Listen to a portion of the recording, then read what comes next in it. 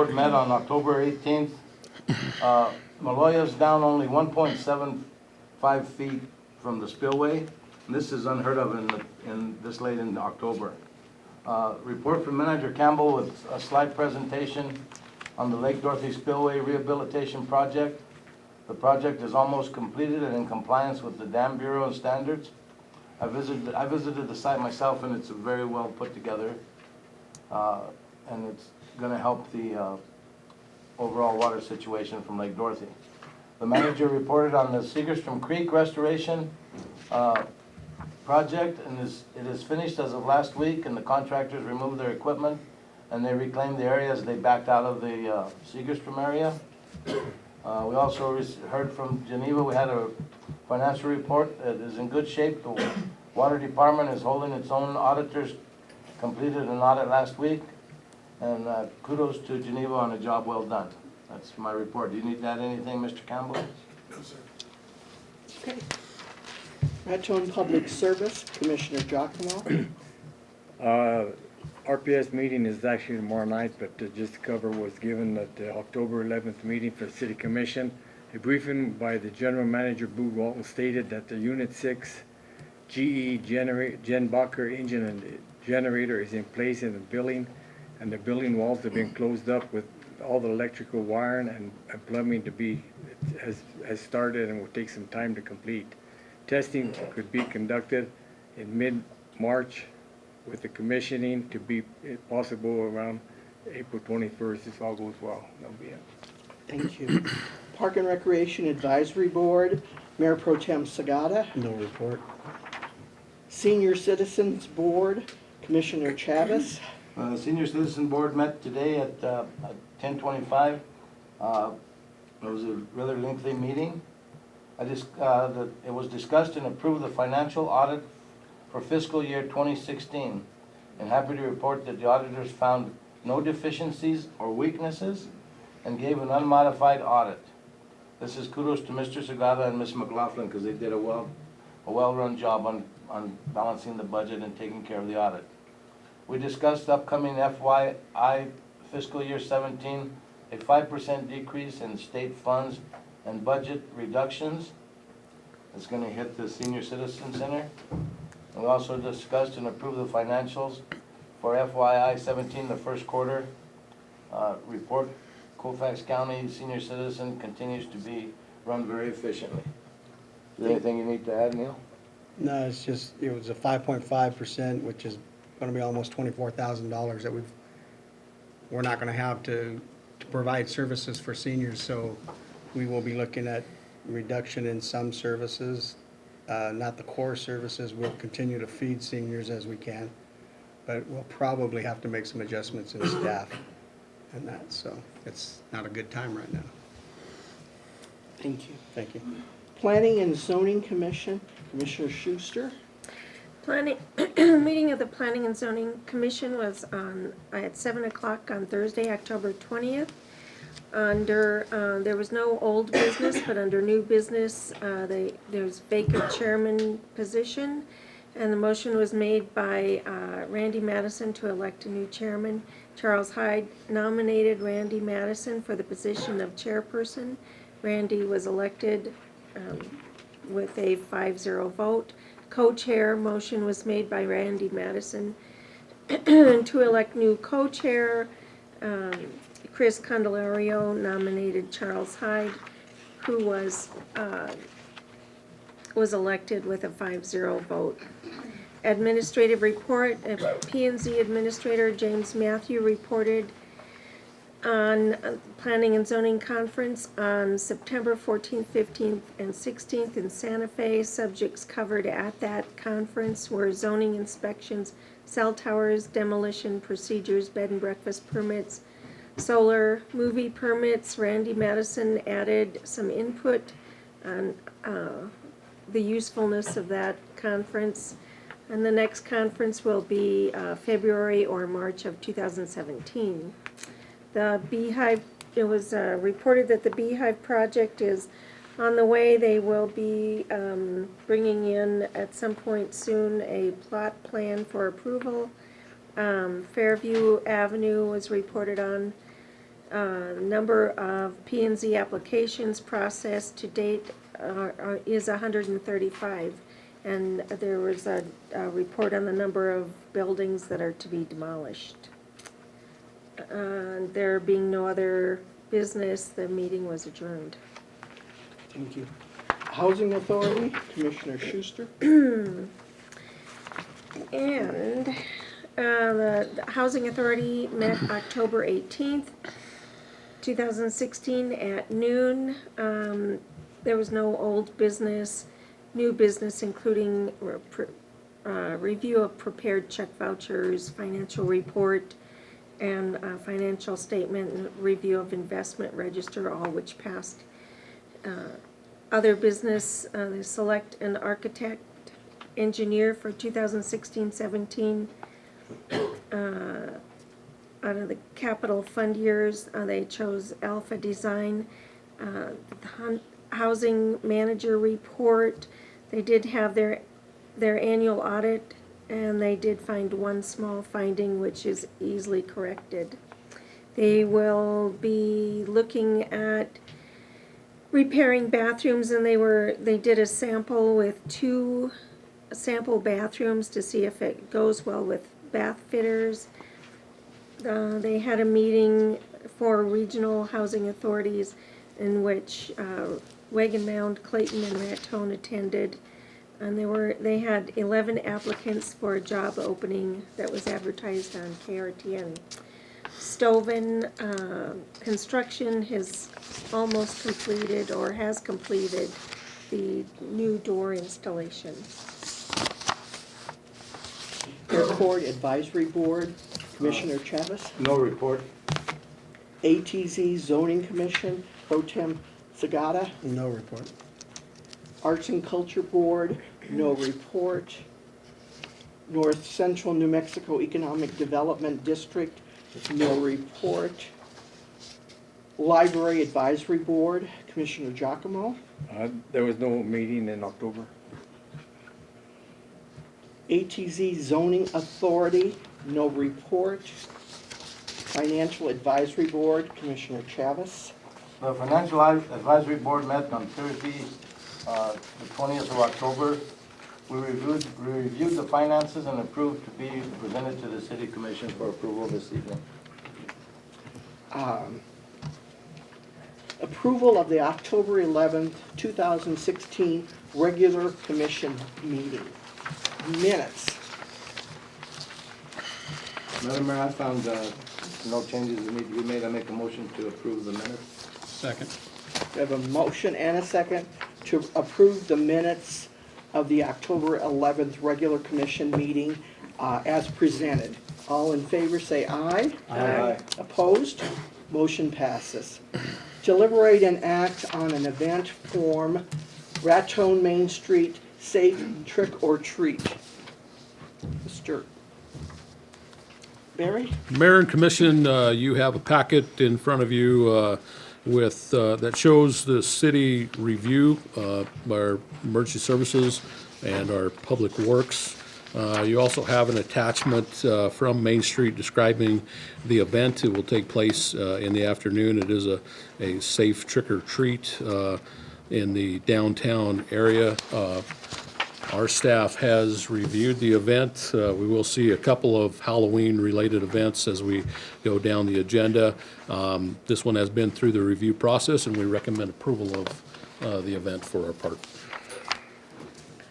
I'll move that we approve the Raton Main Street Safe Trick or Treat event. I'll second it.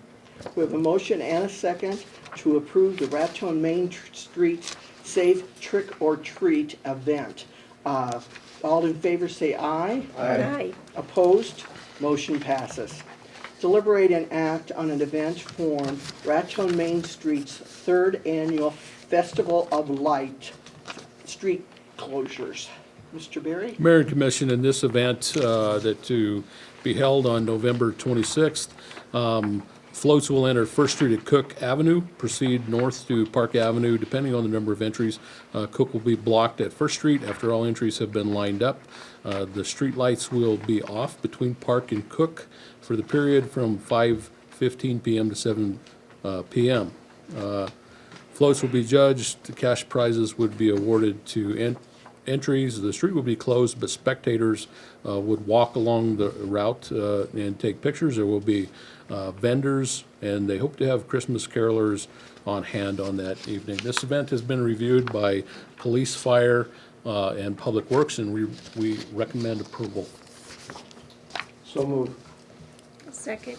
We have a motion to approve the Raton Main Street's third annual Festival of Lights, particularly the street closures. All in favor say aye. Aye. Opposed? Motion passes. Deliberate and act on an event form, Raton Chamber Halloween Trick or Treat. Mr. Berry? Mayor and Commission, we do have present with us tonight the representatives of the Raton Chamber. They are planning a Halloween event in Roundhouse Park, close to the Aquatic Center. The time is scheduled from 3:30 p.m. to dusk. I did not get a lot of detail on the event, and we could certainly ask questions of the representatives here. I have not been able to talk to police and fire on this, but I believe it's a repeat event, and unless the commission has any questions, we would coordinate this if there's additional coordination that has been required with the Raton Chamber, and we would recommend approval tonight of that, but they are on hand to answer any questions that you might have. Mr. Barry, we did get a certificate of liability insurance, Ms. Tackett, tonight for this event.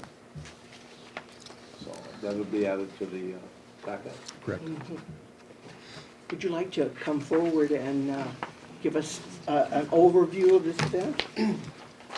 Yes, we had gone off of the idea from last year to continue on with our second annual free trick-or-treat event, just to add to all the numerous events that we have in town. And what the premise of it is the guests will arrive, which we've already received permission from Parks and Rec, and to use the facility, the track over at Roundhouse Park, and visitors will come in at a controlled number and be able to walk around our path walk to different stations to be able to receive candy, and all the while we will have performers, which are some volunteers that will entertain and kind of interact with the kids. attendees. So.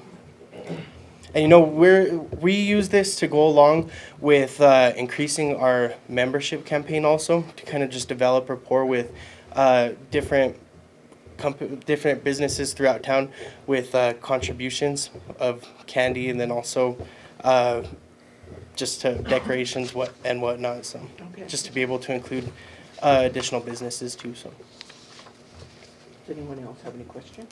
And just, Mr. Berry, you'll coordinate with Chief Garcia and Mr. Vigil about the, We will Logistics. we'll ensure that any of the concerns there are taken care of. But primarily, we just want a fire, police, ambulance to be aware of the events going on. If they get a call, they know where it is, they know what's going on. We'll ensure that all of that happens. If there is some traffic control that's required, we'll ensure that that's in place as well.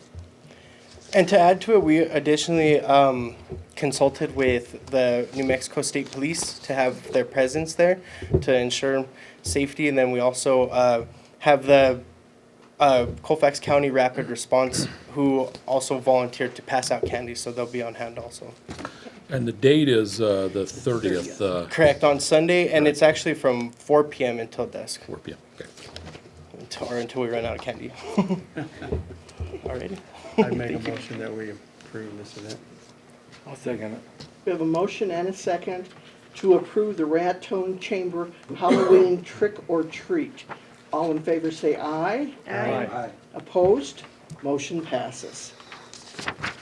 Discussion of property owner request to limit access to Old Pass Road. Mr. Berry? Mayor and Commission, there has been something brought to my attention here recently from property owners that own property in the area of the Old Pass Road. And if you recall, part of the Old Pass Road is included in a tract of land generally known as the Climax Canyon area, that's owned by the city of Raton. The remainder of the road, for some distance, is owned by the city of Raton, and it was originally state highway, New Mexico State Highway, and it was the Old Pass Highway. In the sequence of succession, that did become owned by the city of Raton, but as you proceed north along the road, property is privately owned on either side of the road. And it's not the first time that property owners have approached the city and asked that there be some control on access to the road, and point out that there are bad things happening on the road. Vandalism, shooting, littering, illegal dumping, those kind of things. So I have been approached by property owners. You do see a couple of email messages here in which property owners, and we do have representatives of those property owners on hand tonight who would like to address the commission, but you have their request for the commission to consider limiting access to the road. I believe that that would take the form of a gate in which property owners would be able to access the property, or interested parties, legitimate parties, but it would be an effort to cut down on the vandalism and some of the things going on there. Now, in my contact with property owners, I've pointed out that the road is a very low priority for the city to maintain. The times that we maintain it are very limited. Of course, we put a priority on city streets here that generally get the traffic. So the road is in poor condition, and we make limited efforts, and we will make limited efforts to maintain the road. And also, as far as law enforcement, whether it's city police or sheriff, I think very limited opportunity to send law enforcement up on the road, especially when things are going on, generally at night. So, Mayor and Commission, with that, you have some of the requests from property owners, and I know that they are on hand tonight and would like to address you. Now, the agenda item is set up for a discussion here. There is no action included on this agenda item tonight, and if the commission so chooses, we could take further action at a subsequent meeting. Before we continue on, I would like to abstain from this agenda item E, being the property owner up there. Would you like to address it? Just state your name for the record. My name is Steve Hayden. Thank you so much, Scott, members of the commission. We recently purchased a large tract of land at the top of the pass, and I was taken aback by the amount of illegal dumping, gunplay.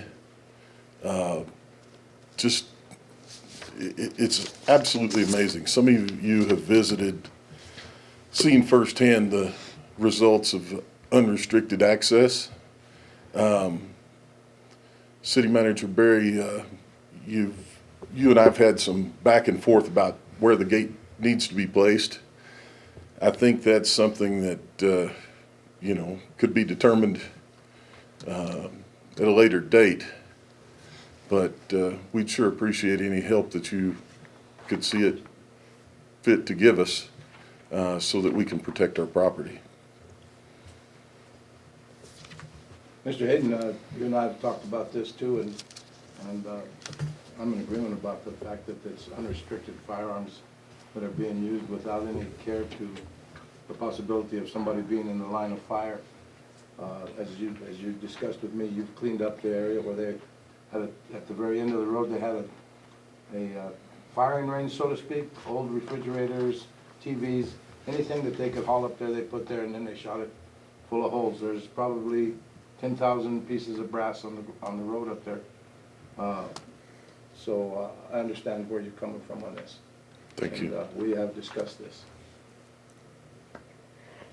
I would tell the mayor and commission that I have also been contacted and had a discussion with Gus Holm. He is the general manager of Vermejo Park Ranch, and he has requested and would like to pass along that the road be limited as far as access. and has expressed that they would participate in building a structure to do that. And I would also add that Mr. Hayden is a local contractor and has at his own expense taken equipment up on the road and worked on the road to make the road somewhat passable. The road's in very poor condition, and I did explain to Mr. Hayden that it's pretty low on our list, but he has taken the time to make extensive road improvements.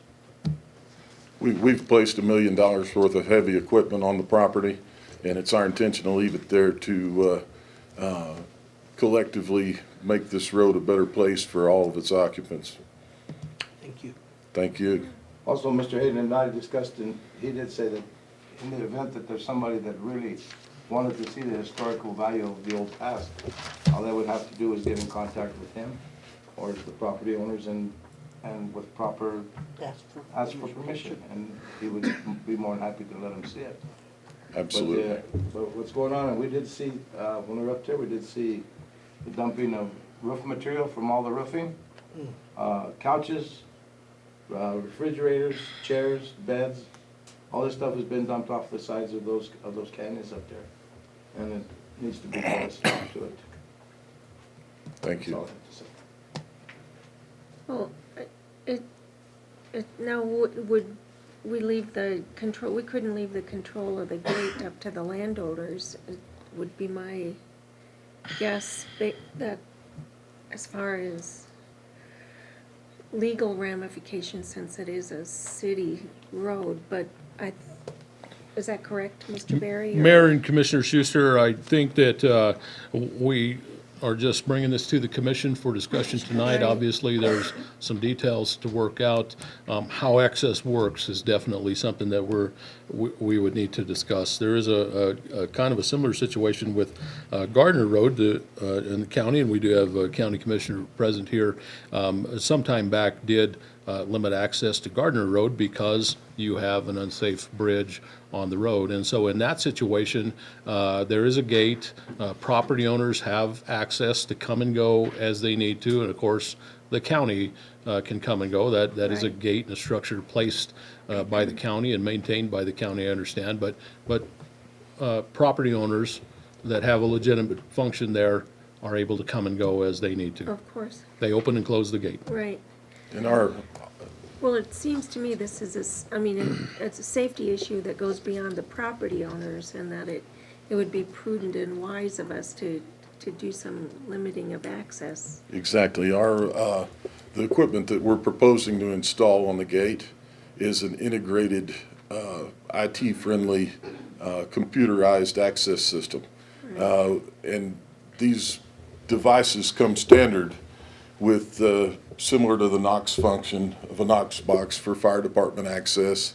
All of the emergency responders, anybody that needed legitimate access, utility companies, it would be unfettered.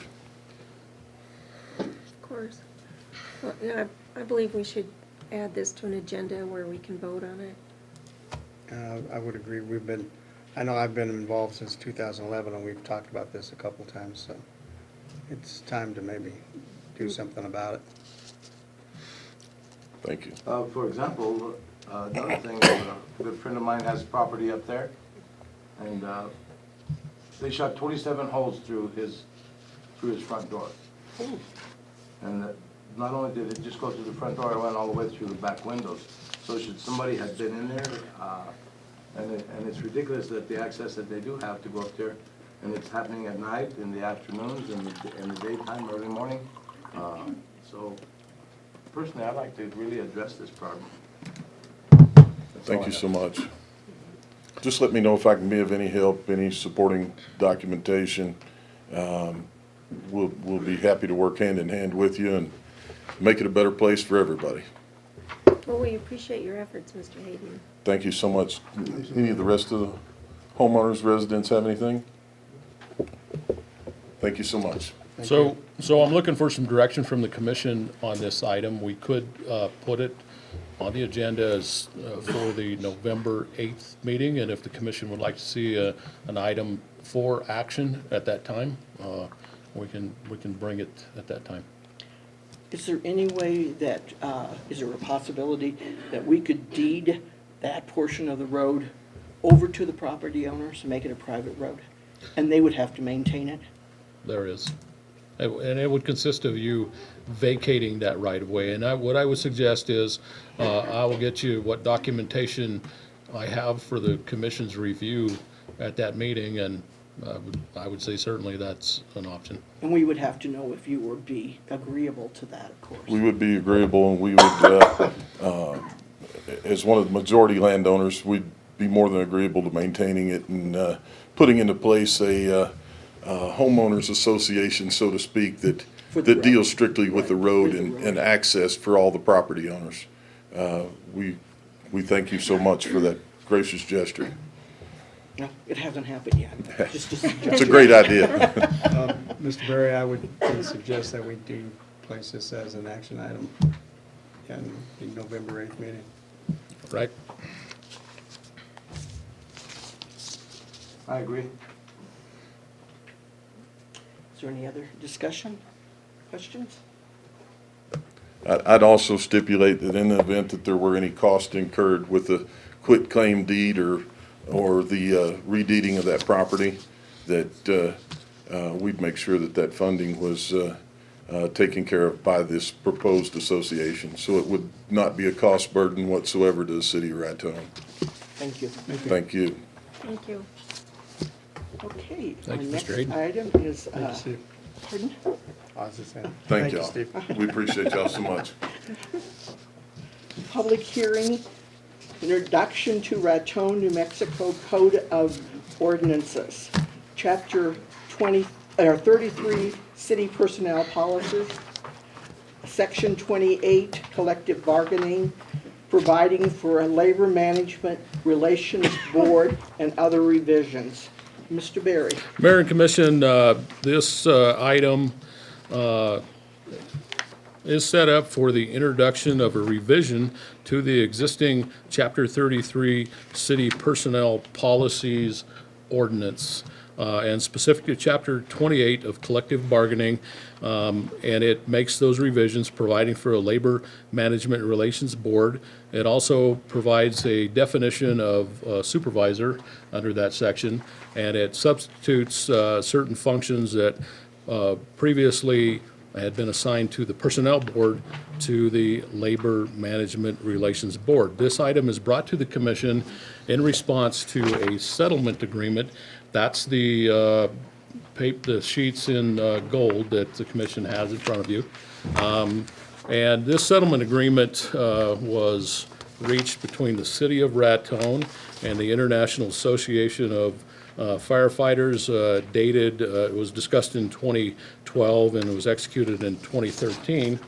And it does several things. It allows lieutenants and captains in the Raton firefighters to be represented by IAFF. The city agreed to that. And that was in response to a prohibited practice complaint that was filed with the State Personnel Board that resulted in this settlement agreement. It also discusses changes to our Personnel Policy Ordinance 33.28 that allows for a local Labor Management Relations Board. And it revises references from the Personnel Board to the Labor Management Relations Board. This would be introduction of an ordinance. Introduction would require that the notice be published for a minimum of 15 days. As soon as that we could take action on this would be the November 22nd meeting, and we would also look for the commission to schedule a public hearing for the November 8th meeting. I know that you have a number of members of the public here that would like to provide information to the commission. I can answer any questions that the commission has, or we can, accept the input from some of our visitors.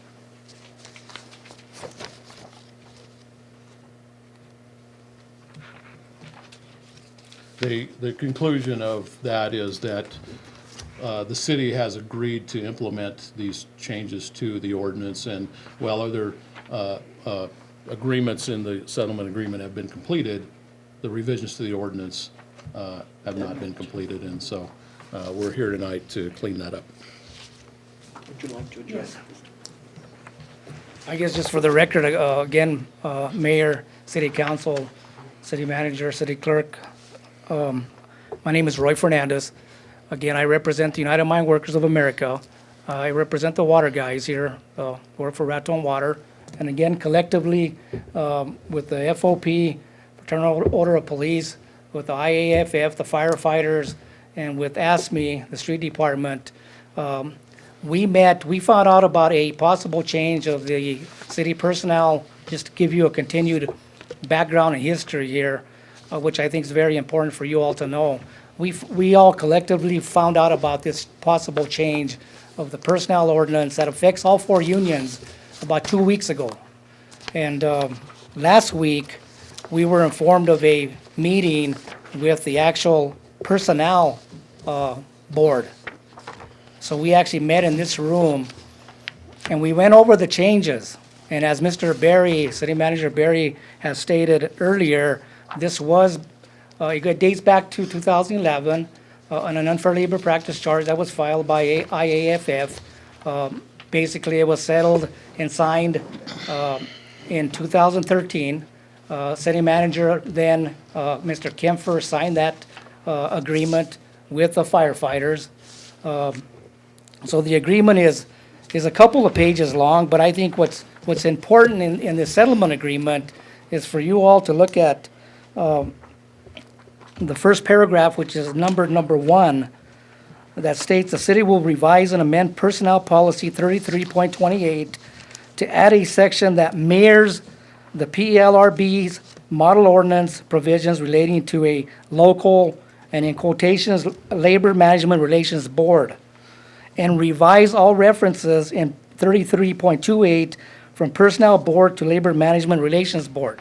Now, we clearly understand you have that right under PEBA, which is, PEBA is abbreviation for the Public Employee Bargaining Act, and that's in effect for all unions in the state of New Mexico.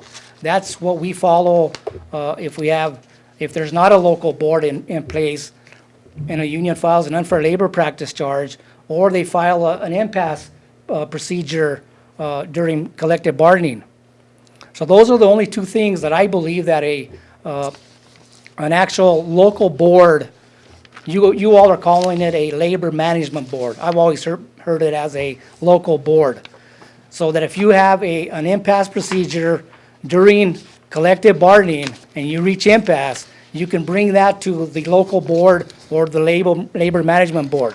So that's one issue you can bring in front of the board. The second issue that you can bring in front of that board that is going to be created are unfair labor practice charges. And I'm not going to go through those. It's already spelled out in the personnel ordinance itself. And you all have that right to put this committee together. And I applaud you all for doing that. I think every city, especially when you have members that work for you or workers that work for you that are represented by a collective bargaining unit, you should have a local board, because you should try to work those problems out, whether it's impasse or whether it's an unfair labor practice charge. It should go to the local board here. From the beginning, as I stated earlier, last week we met with the actual personnel board. And they were going to decide apparently on whether or not this ordinance change should take effect, and then I guess make a recommendation to the city council. And then I found out a couple of days ago, as everyone else found out from Mr. Berry, that we're going to not take that to the personnel board anymore. We're going to go ahead and bring it to the city council here, which I guess that's his right, and your right to hear that. But I believe that there's problems here, because I, along with Mr. Berry, have talked to our attorneys over this issue. And let me make a few points here, because I think it's very important for the commission to clearly understand what's going on here. We were given a copy of the actual number 33.28 collective bargaining changes. And that's fine and dandy. We had no problem with that. What we did have a problem with was, and I don't know if you all have that in front of you, but it's the first red line, number 11, which is the Labor Management Relations Board created terms, which states the Labor Management Relations Board is hereby created, that's fine. Here's where we have a problem. The board shall be composed of 3 members appointed by the mayor and approved by the city commission. Now, that's going beyond PIBA. That's going beyond the act. That's going beyond the state statute under PIBA. What PIBA says is management gets collectively together. You all give a name, whoever you want on that board. We as a union, the 4 unions get together and we give you all a name to serve on that board. Once we have those 2 names, one from labor, one from management, those 2 get together and they appoint a 3rd one. City council or the mayor has nothing to do with this, but he's asking to add that in the change of the 33.28 as part of the city ordinance under the personnel. He who? Mr. Barry. Okay. Along with that, there's another change under, and actually, the rest of the red lines that you have before you that tells you exactly how long they'll serve. It talks about, the board members shall receive per diem and mileage. All that's fine and dandy. That's mirroring exactly what PIBA says. We don't have a problem with that. But here's the other problem that we have, the 3rd problem that we have collectively is it stops right there. And we brought that up to City Manager Barry and said, what happened to the rest of it? You're leaving out 10.10-7A-11, which talks about a local board, powers and duties under PIBA. So here you want to create a labor board, labor management board, but you're not going to tell them exactly what their duties and their functions are. So you got to give them some kind of direction. So all we're asking is, as it's stated in the agreement, the settlement agreement that was signed in 2013 by Mr. Kenfer and IAFF, that now involves all 4 unions. So all we're asking is to follow PIBA, and that's exactly what I asked in the personnel meeting that we had last week. And now it comes before you all. And I mentioned this in the personnel meeting that, I would appreciate it very much, and I think you all need to know the history of what's taken place here, because all we're asking is to follow what the law says. PIBA, you can put together a board, and you can follow PIBA by word for word, not a problem. But you can't leave out things out of PIBA, out of the Public Employee Bargaining Act, which is law and a state statute, and not be able to function as a board if you leave that out. Because how is this board going to function if you don't tell them exactly what their duties and their responsibilities are? So those are the 3 things that we see that there's a problem here. We're just asking, please help us somehow correct this, because what's going to happen, and I'll be very blunt, if this goes through, he's talked to his attorney, I've talked to our attorney, it is very clear it's going to either go to district court or it's going to go in front of the state board in Albuquerque. I don't think either side wants to do that. It's money that's going to be spent that we're going to have to spend with our attorney. I don't think it's going to be a whole lot of money, but it's something that if a board's going to be created, then at least give them the powers and the duties in writing like it's called for in PIBA under the act.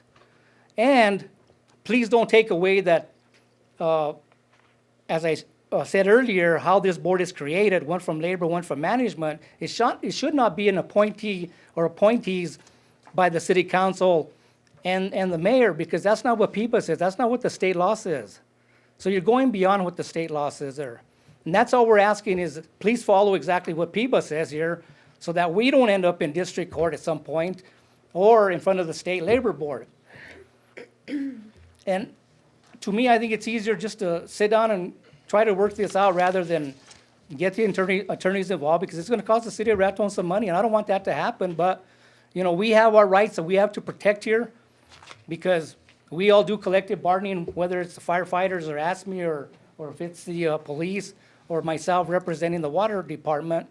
At some point, we need to have that language in there, because we need to have that protective clause in there that says exactly what the functions of that board is going to do. Because if we have an impasse procedure in negotiations next year, or the firefighters reach impasse, who do they take it to? They should take it to this local board. What's going to happen if that board is not in place, and you don't have this ordinance clear and agreed to by 4 unions and city council, then it's gonna go down to Albuquerque, and they're gonna make a decision. So that's more money and more cost. I'm here just to try to work things out to see if we can somehow collectively put this together. It's not gonna take a genius to do this. I think we can all put this together, but as far as I know, as of tonight, there has been no conversations between us and the city as to whether or not you want to take away any of that language that I brought up before, Mr. Berry, and include the rest of the PBA in there that talks about the duties and functions of this actual board. So, and I'll stand for any questions. Hopefully, I didn't confuse How anyone. many people do you represent? In the water department, I only have 6. And everything? Right here that you're talking about, fire, We've got fire, ASME, how many people? police. The police, the street workers? How many members do you guys have? How many members do you have? 9 members. 9?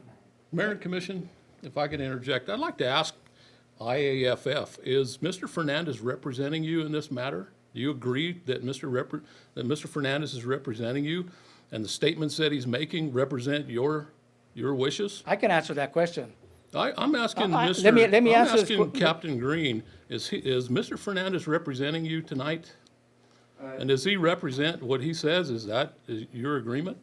Mr. Berry, Mr. Fernandez is representing his organization, and he's also representing the 4 unions that this will affect.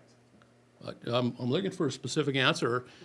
Is Mr. Fernandez representing you tonight? And is his statements representative of, you agree with his statements? No, I'm not representing the firefighters. Legally, I'm not representing the firefighters because I know exactly what you're going at. Because I've read the settlement agreement, and it's very clear to me that this thing was signed. The firefighters, what I'm bringing up, Scott, is the fact that this is going to affect all of us in the future. This personnel ordinance is going to affect all of us, all 4 unions. All of us clearly. Establishing one point that whether you are or you are not the legal representative of IAFF in this matter. As of tonight's hearing, what I'm doing here tonight, I am not representing, or have they asked me to represent them in tonight's hearing. I am representing the other 3 unions because I know exactly what the settlement agreement says. And that's my question. So legally, I'm not. What was your second objection? I'm sorry, I missed it. Oh, The first was the mayor's approval or appointment. Okay. And the last one was the board's duty. the board's duty, because they stopped at, they didn't add 10-7E-11, which talks about local boards' powers and duties that were established in 2003 under PIBA.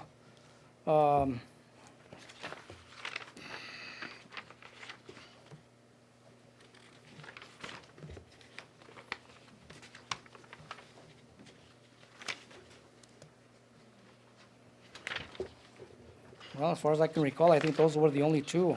Did I say there You was said 3 of them? All right, I have 2. Okay. But I don't have 3. Anybody said that? Oh, I'm sorry. What I did was I was referring back to the settlement agreement that was signed by Kemfer, which talks about the, all references will revise, the city will revise all references in, to the personnel board, to labor management. Which we have done. Well, you've done part of it, but in my opinion, you haven't done it all. The question becomes whether or not, this is what the issue is going to be honest with you. The issue is going to be whether or not, if the city council passes this ordinance with the changes, of whether or not those changes are a substantial change. Because it talks about it in the agreement that was signed, the settlement agreement, and that's what we have to look at. I'm sure his attorney has told him it's not a substantial change. My attorney has said it is a substantial change. Whatever changes are being made to this personnel ordinance, it is a substantial change. So that's going to be the only issue, because we believe it's a substantial change, because we're asking you all to include the rest of PIBA under collective bargaining. For impasse, what does that board do? What are their functions and duties once someone files impasse or an unfair labor practice charge? You don't take it in front of the personnel board anymore. It's going to go in front of this labor management board. But you got to be able to tell this board what their functions and duties are, and there's a hearing procedure that goes along with that is spelled out under PBA. I'm just asking to include that so that board knows exactly what procedure they have to follow. And it's spelled out in the law under PBA, exactly what they have to do. But for some reason, they don't want to include that. I don't know why. I mean, just include it. That's what the law says. We're not asking you to supersede the law. And maybe we need to get our heads together and find out why. I'm not sure. But I'd like to try to get that done before, one of us jumps the gun and says, let's go to district court. We don't need that. That's money spent that I don't think we need to waste. I'm not here to waste the city's money. I'm not here to waste the union's money. I'm trying to work this out. I'm trying to mediate this so that we can work it out. And I think it's very possible that we can do that. Mr. Fernandez, let me get something straight in my head. Are you concerned that we are gonna be appointing the 3 members, just us ourselves? Well, that's part of it, is what's written in the red line. Well, But it really the way I read it, It's one member shall one be member shall be appointed on the recommendation of individuals representing labor. One member shall be appointed on the recommendation of the city manager, and one member shall be appointed on the recommendation of the 2 appointees. Yeah. We're gonna take your guys' recommendations and trust that you pick someone you like and probably go And through the approve it. process and approve it. Well, We're not gonna, I'm not gonna be bold enough to sit up here and say, I'm gonna set all 3 people on a board. We're gonna take the recommendation of your group. Yeah, We'll we take the really don't- recommendation of I our don't- side and I then don't the 2 have a together. voice to recommend anybody, the way Right. this is stated. I don't think we have an issue with that, in my opinion. well, it does say appointed by the mayor and approved by the city commission. That's And when I standard read, procedure and when with I other read boards. that, Neil, I asked God, what if you're not around or the council changes in 2 or 3 years? We have to look down the road because, we're gonna represent, our members in the future. So we have to make sure that, I don't understand, because it's not part of PBA, it's not part of the law, why you need that language in there.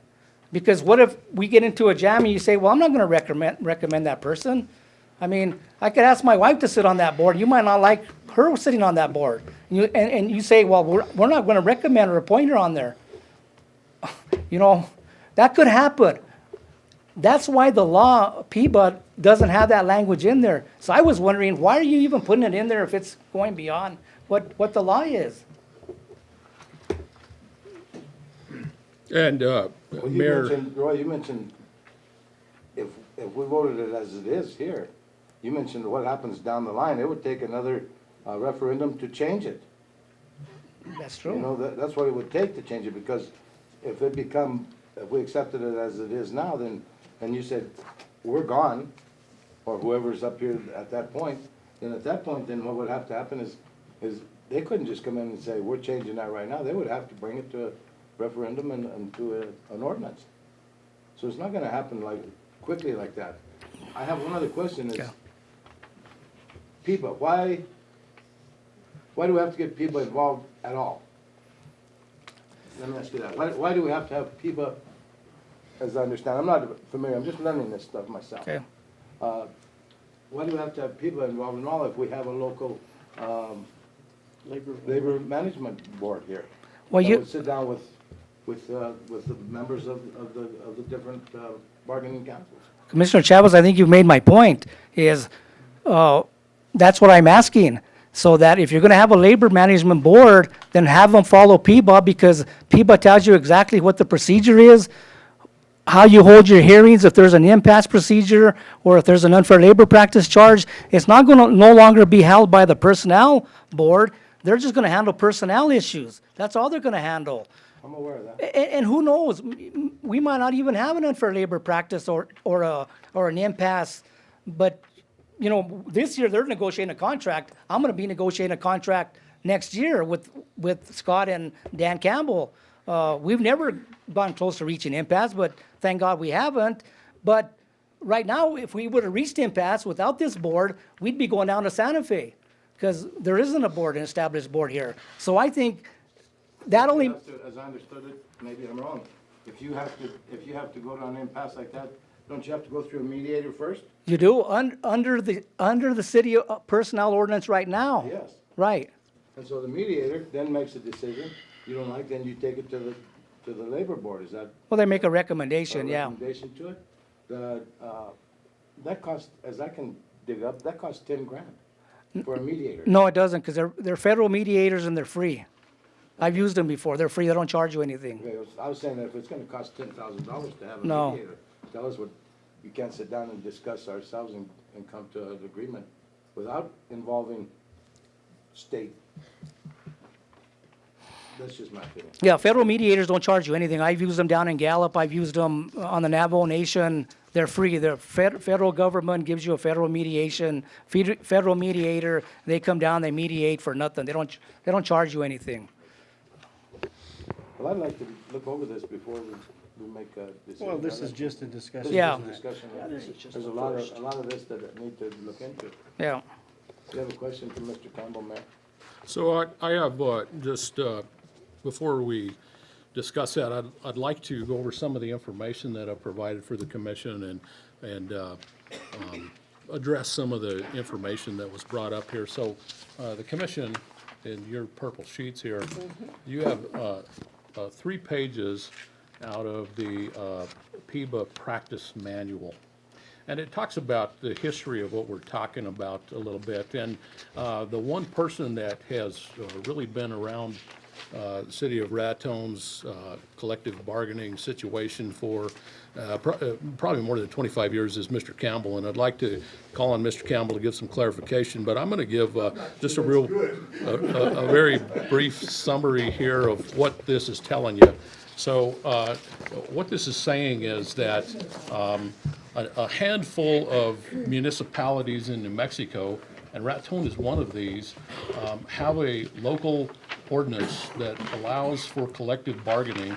And in Raton's case, it dates back to at least 1974, and it may date back to a time earlier than that. You can see on page 3 that it mentions Raton's ordinance, and it says it's hard to tell when it was first put into place. But this is under the section called pre-PIBA. And this section will also tell you that PIBA 1, the state's first attempt at a statute that allowed for collective bargaining, came in the early 1990s, and then it sunsetted in 1992. Or 1999, excuse me. So it ran from 1992 to 1999. And then PIBA 2, that was a new state statute, was implemented in 2003, and that's the law that Mr. Fernandez is referring to.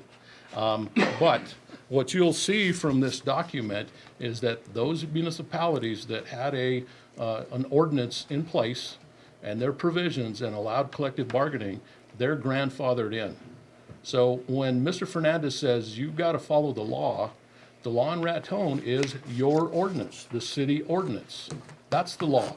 And the law allows for impasse procedures, and it allows for grievances, and it allows for everything that is contained in here, but it's not under, we do not fall under that PIBA law. That's what this document tells you. And you have a document with a pink cover sheet on it, and there's this question, and the one thing that I do agree with Mr. Fernandez on is, does this constitute a substantial change? And the reason that would be important is that if any of those grandfathered municipalities made a substantial change to their ordinance, then you would come under the full PIBA. We'd lose our grandfather. That's right, you would lose your grandfathered status. So is it a substantial change? And that has been addressed and it's been looked into. The reason that it's important that IAFF is here tonight to tell you that they agree with Mr. Fernandez is in the settlement agreement, they agreed that it would not constitute a substantial change. And you see provisions in there that Raton firefighters and IAFF signed the agreement that said it does not constitute a substantial change. And that's in section 5, in relation to the revisions and amendments, the city has agreed to make the personnel policy 3328 as described herein. The union agrees not to assert any claims that those revisions and amendments subject to the personnel policy to the substantial change provision contained in PIBA section 10, 7E, 26A. So That's an important question because the IAFF has already agreed that they would not raise that question. And it's a good question for you to ask, are they here to change their mind tonight, to make that claim? That's why that's important. Their representative, Mr. Fernandez, is raising that claim, and he stated, this is a substantial change. So is IAFF claiming that it's a substantial change? In this document, they agreed that it was not a substantial change. Is it a substantial change? You have a memorandum here from Thomas J. Griego. He is the Executive Director of the State of New Mexico Public Employee Labor Relations Board. And he addressed this very issue October 18th of 2012, when the settlement agreement was anticipated. And he goes through a long explanation of his evaluation of that question. Is it a substantial change? In the highlighted section, you see his words, would compliance with a board order to amend Ordinance 873, coming as it does after January 1st, 2003, constitute a substantial change as contemplated by 26A of PIBA, thereby requiring the city to come into full compliance with Section 26B of PIBA. My conclusion is in the negative for the reasons set forth below, and you have those reasons highlighted. And Mayor and Commission, I'd like to turn the discussion over to Mr. Campbell, if we could, and he's a very experienced negotiator for the city of Raton. Sitting on the other side of the table from Roy most of the time. And with all due respect to my esteemed colleague that I negotiated with, County Commissioner Mr. Fernandez, I guess I'd like to put a positive spin on actually the facts of what Raton has done. The reason it's recommended in PIBA, in the act and in the manual is we predated it. And a lot of this comes back all the way from 1991 when I started dealing with Eric Honeyfield and Mr. Fernandez. We actually turned around in that with a lengthy discussion with the then Personnel Board, which was under the ordinance previous to that, which long before the state even thought about collective bargaining for public employees, this town in September of '74 recognized them. So it's got a long history of every union that's sitting in this room.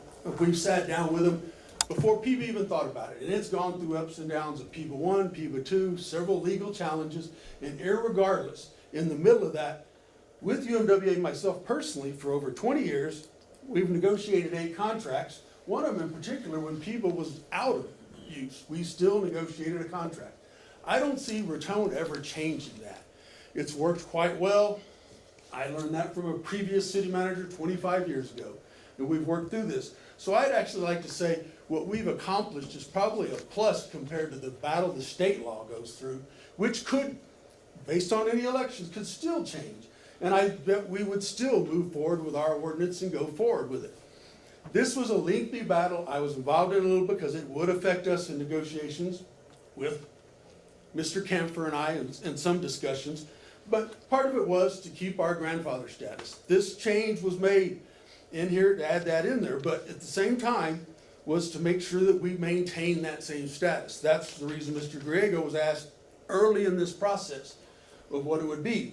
Because the rules in our, as you look at it, if you put another board in place, it would handle collective bargaining no different than our existing board, except under that section, there's several steps and rules it would go through. There is an impasse procedure in the city ordinance, and I would dare say the city ordinance has served all of us well, including the unions, the public. It's been in place for a long time. Out of this whole time, I can actually genuinely, in all honesty, address this group. Mr. Fernandez and I have never been before the Personnel Board.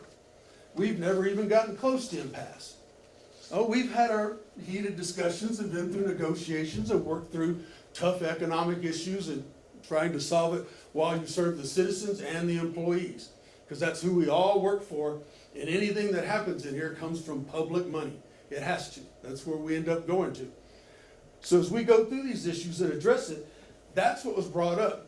And Raton is not the only one. Specifically in Mr. Griego's document, he addresses a court case, which was the Regents of the University of New Mexico that went for the state Supreme Court, that specifically addresses a grandfather's ordinance does not meet that does not meet the requirements 26A, provision of a grandfather's ordinance does not meet the requirements of 26A, it is the particular provision that is denied grandfather status, not the ordinance as a whole. What the legislature did in PIBA was actually recognize the communities that long before the state took it on were already doing this. And Raton is one of those, one of 5 that's actually recognized as pre-PIBA, not PIBA 2, pre-PIBA, meaning PIBA 1 even, all the way back, because this started in the 70s. There's an old ordinance on the books, I have a copy of it, and it's all about collective bargaining. That is 1974. So I guess I'd say that I don't think we've been that tough to deal with. I don't see this as a bad change.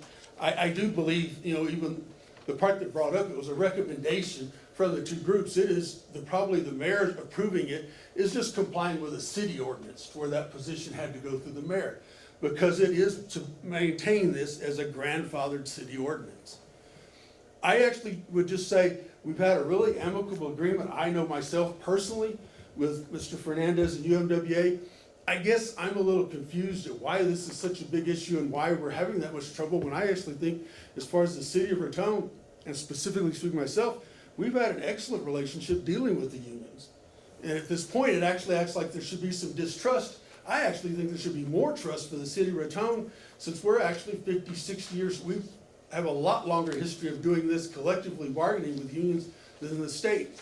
And theirs, PIBA Act, even went by the wayside for about 4 years in the middle. We're not subject to those political winds, and I dare say I think it'd be 25 more years under the same ordinance. Thank you, Dan. Can I make one more point? Sure. And I appreciate what Mr. Campbell has said. We never had any issues as far as getting even close to impasse or unfair labor practice charges. We've always sat across the table respectfully and done our jobs on both sides. But the problem, the reality of this whole thing is, when you look at PIBA, the actual law, under 1070-10, it talks about local boards, created 2003. Let me read real quick what it says. With the approval of the board, which is you all, or the state board, a public employer other than the state may, by ordinance, which would a change here in the ordinance, resolution or charter amendment, create a local board similar to the Public Employee Relations Board like they have down in Albuquerque. Once created and approved, the local board shall, it's mandated, shall is a mandatory verb. It's mandated, shall assume the duties and responsibilities of the Public Employee Labor Relations Board. They have to have the same type of duties and responsibilities. That's why I'm bringing this up to how can you put a board together and not give them the same responsibilities? The law's telling you what you have to do here. A local board shall follow all procedures and provisions of the Public Employee Bargaining Act, and unless otherwise approved by the board. So that's all we're saying is, tell them what their responsibilities are and their duties, just like PIBA does to the board in Albuquerque. And let me make one other very important issue here. Mr. Berry brought up the fact that the argument's going to be here, whether it's in district court or the board in Albuquerque, is whether or not, you're right, whether or not there's a substantial change. But let me also tell you that I've researched this already with the attorneys, and there is no case law, none whatsoever, on the issue over substantial change in an ordinance. There is none. We're going to be breaking new ground there. That's going to be the argument there, is whether or not there's a substantial change. And if you have a letter from Mr. Grego, who I'm assuming he was the director back then, which, he doesn't make those decisions. It's the board that makes those decisions. He can give an opinion, just like an attorney general can give you an opinion, but it's not law. We have attorney general's opinion that Scott, I'm sure, has read. I have 10 of them on the miners' hospital, on the functions of miners' hospital. They're only opinions. They're not actual case law. And my point here is there is no case law on the issue over the argument of substantial change. So that's going to be the issue here. All I'm saying is we need to try to get this thing worked out. and why you all are bucking to not wanna follow what PIBA says and create this board, and let us give you the name, you all give us a name, let those two, like PIBA says, pick that third person, and let's form this labor board, this labor management board. We have no, Mr. Fernandez, I would respectfully Okay. Point out that we're not bucking anything. No, I We're know. listening to argument. All right. Listening to the sides. Yeah. and- I'm just trying to work together with you all. and may- We know we know you gotta create that board if that's what you wanna May do. I ask a couple of questions? The red, who is the author of the red lettering? The red letter? Yeah. in item- Oh, the change. The changes, who's the? That came from the city's attorney. Okay, and, so then therefore my suggestion may not hold up because it's not legalese, but would it make you feel better if the, period at the end of, the board shall be composed of 3 members appointed by the mayor and approved by the city commission, if that period were changed to a colon, I don't know that that's possible with legal language, but then the following statement spells out how those members are appointed clearly, Right. or more clearly, I don't know if, Right. and we could check with our attorney. And that's exactly what PIBA says. That it should be a colon as you see what I'm saying? Yeah. I'm saying as that by having a period there, it may feel misleading as to who's appointing. Yeah, even, let me make another point, even when the board was created, and has been created down in Albuquerque, the governor didn't get involved as government. Right. She didn't get involved and say, I'm gonna recommend or appoint after these two get together. It's left up to them. Well, It's- basically, because and you can correct me if I'm wrong, but my understanding is that we're not under PIBA because we're grandfathered out. And that this is just a change to our ordinance, and whether or not it's a significant change is the question. And your concern over that item 11 is that it appears to you that the mayor would be appointing, as opposed to the way it's then defined. 1 member shall be appointed by recommended individuals representing labor, 1 appointed by recommended city manager, and 1 appointed, the recommendation of the first 2 appointees. So, I mean, to me, says that's how the board would be, put together. Am I? His problem is we could not approve those people. Oh, I see. I'm just afraid that in the future, somebody says, we give you a name, and you say, no, I don't want that person on labor. Heck, no, I don't want that person. So you don't appoint that person. When you have language in there, it's no different than negotiating a contract. If you put mandatory verbs in there, that's exactly it mandates what you're gonna do. And I believe when you mandate that that's what you're gonna do in here, I mean, both of us are very careful when we negotiate our contracts. So, So you're afraid of future individuals coming on Right. that are not under, who don't have a ethic of negotiation. oh, just for, the way it's written, I'm just making sure that in the future, that if we leave that in there, we're gonna be before the council arguing, why did you not want the person that we want to represent labor? We can't tell you what to do on management side. And you kicked out our person. You told us go find somebody else because you're not gonna appoint that person. That's what I don't wanna see in the future. So it's better to, when there's language put together like that, just leave that out, because even PIBA doesn't even talk about that. The governor does not get involved in who's on management and who's on labor on the state board. So why should, in city government, why should you all care who should be appointed and who should not? And the reason is that it is a city ordinance, and the commission appoints all members to all Of city city boards. boards. That is the precedent. Right. Well, I guess as long as we understand that you're not gonna kick one of our Well, I think it- recommendations, I guess that's what the, I don't- Think we, Well, Mr. Fernandez and I, my past experience here, we have hard enough time finding people to fill the boards as it is. no, I know, no, that's true. So, if you're gonna recommend somebody, we're probably gonna jump on that person. Okay, Right. And Pray for him Okay. heavily. And my only last concern here is that I really believe, and that's what I've been told by the legal minds in Albuquerque and in Washington DC. I checked with our attorneys in DC also, and they told me that because of 1070-10, a local board's created, now you're giving up your grandfathering because you are creating a local board. And all I'm asking, if that's what the case is, then you have to follow what PIBA says according to what PIBA talks about. That's all I'm saying. But it looks to me like. No, and the evidence is that we would not lose our grandfather status. That's clear from the evidence that we have. And, you know, my statement, first of all, to the appointment is, there's this commission or some other commission to not agree with the recommendation of the unions is inviting a fight at some level or litigation. So that could happen, it's possible that could happen, but that really would not make a lot of sense for this commission or a future commission.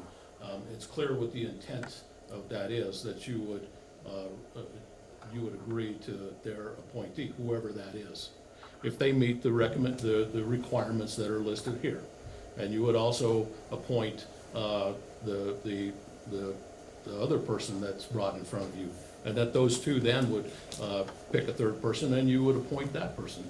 So I don't really get the concern with that. I see there's a possibility, but you know, somebody can refuse to perform their function at any time in a collective bargaining agreement. If one party does not live up to the terms of the agreement, you're gonna go to court, right? So that can happen at any time. You can have a concern about somebody not meeting their requirements at any time, but that doesn't mean that we don't enter into those agreements.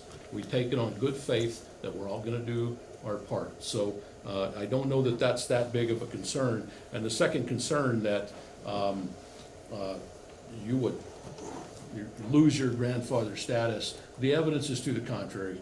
The evidence is that it was not a substantial change. You would not lose your grandfather status. And what I'm hearing tonight is that what would likely happen is the UMWA would sue the city of Raton. And I really don't know. I'm sure that Mr. Fernandez has rallied some union members to come here tonight, but I don't know that the UMWA is here truly representing those members. It seems that he's referenced the statewide organization and his attorneys in Washington, D.C., and threatened litigation at this point. So I'm really not sure what the representation is here, but the evidence is that this is not a substantial change and does not invalidate your ordinance. And I think the point that Dan made, and I would reiterate this point, is that the city of Raton has negotiated in good faith with all of the union members, all of its represented employees, if they chose to be represented for more than 40 years, and negotiated in good faith. And yes, there are some turbulent times here and there, but generally that system has worked. And Raton was one of the first municipalities to give their employees that right. And Raton has continuously honored that right for the past 40 years. And we're looking at the same ordinance that we've had in effect since that time, and there's a threat to it here. I have a question on the total ordinance. Is the duty of the board, the labor board, management relations board, spelled out in the ordinance? It's spelled out in section 28, the revisions that you have. That board would have the powers and the duties as detailed in the revisions to section 28. So other sections of chapter 33, the personnel board would retain the duties that they have. Impasse procedures would stay in place. Other provisions of that personnel ordinance would remain in place. Can I ask what section 28 you're referring to, Scott? Excuse me? What section 28 are you referring to? Let me pull that out. Are you referring to section 28 of the ordinance, the personnel ordinance? That's correct. That's correct. So, under determination of bargaining unit, the Labor Management Relations Board shall investigate the appropriateness of the bargaining unit proposed in any petition filed by an employee organization and submit recommendations as to the appropriateness of the proposed bargaining unit to the governing body within 3 weeks of the filing of a petition for certification. The following factors would be considered by the Labor Management Relations Board in recommending to the governing body and determining the appropriateness of a bargaining unit. It goes on to detail those things. You have the definition of supervisor.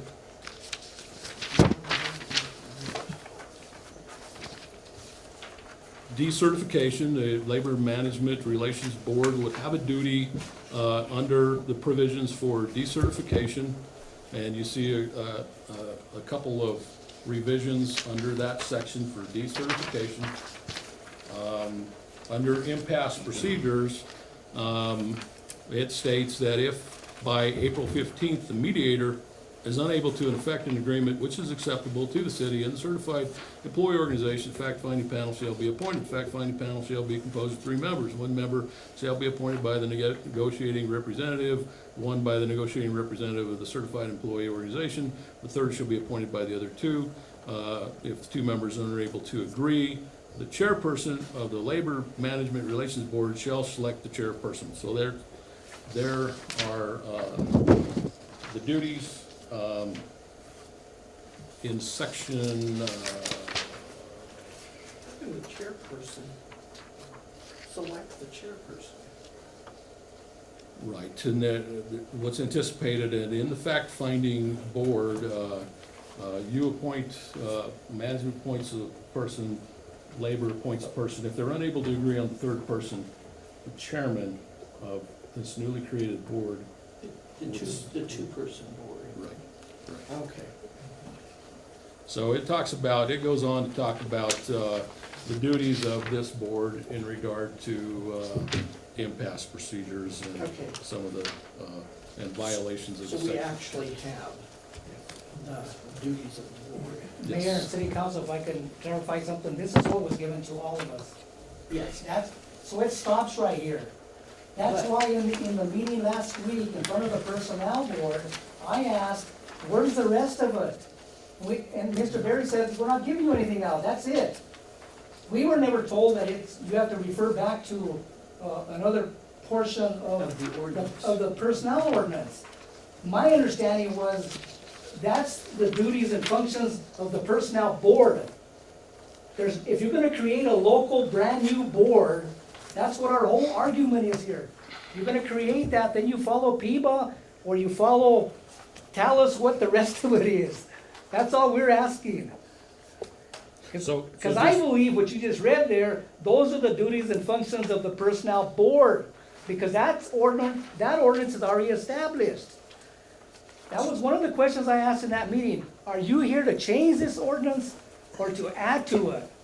And we talked about that in that meeting, and then I think Mr. Berry clarified himself. He says, no, I'm sorry, we're here to add to it. We're not here to change it.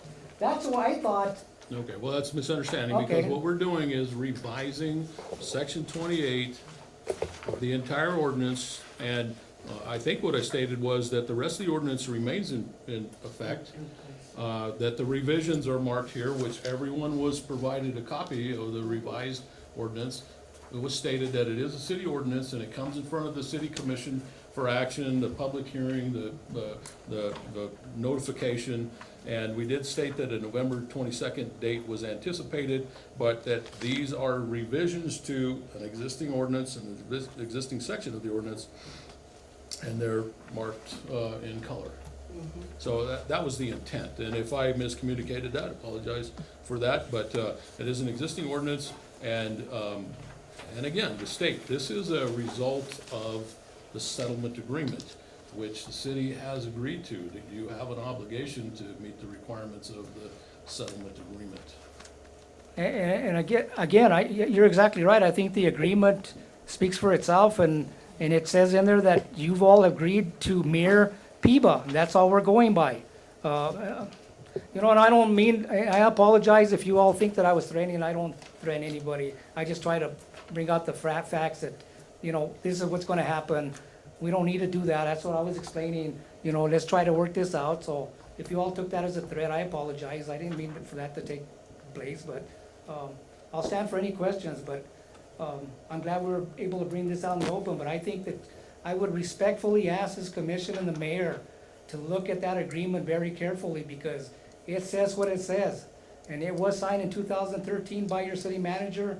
And the only reason why we got involved in this, because it's gonna affect the mine workers that we represent, it's gonna affect FOP in the future, and it's gonna affect the firefighters at some point. Although they're not a part of this because that's what the agreement says. It's gonna affect ASME, the city workers, the street department. So, you know, we're here just to collectively just trying to work this thing out so that we can hopefully come to an understanding. But it's very difficult when we hear that there's gonna be a change in the personnel ordinance that affects all of us. And that, you know, we can't, it's sad that we all cannot sit down together and try to work this out. Well, I don't feel any doors have been slammed. at Oh, this I time. hope not. You know, I don't feel that you slammed any doors on it, on Okay. any of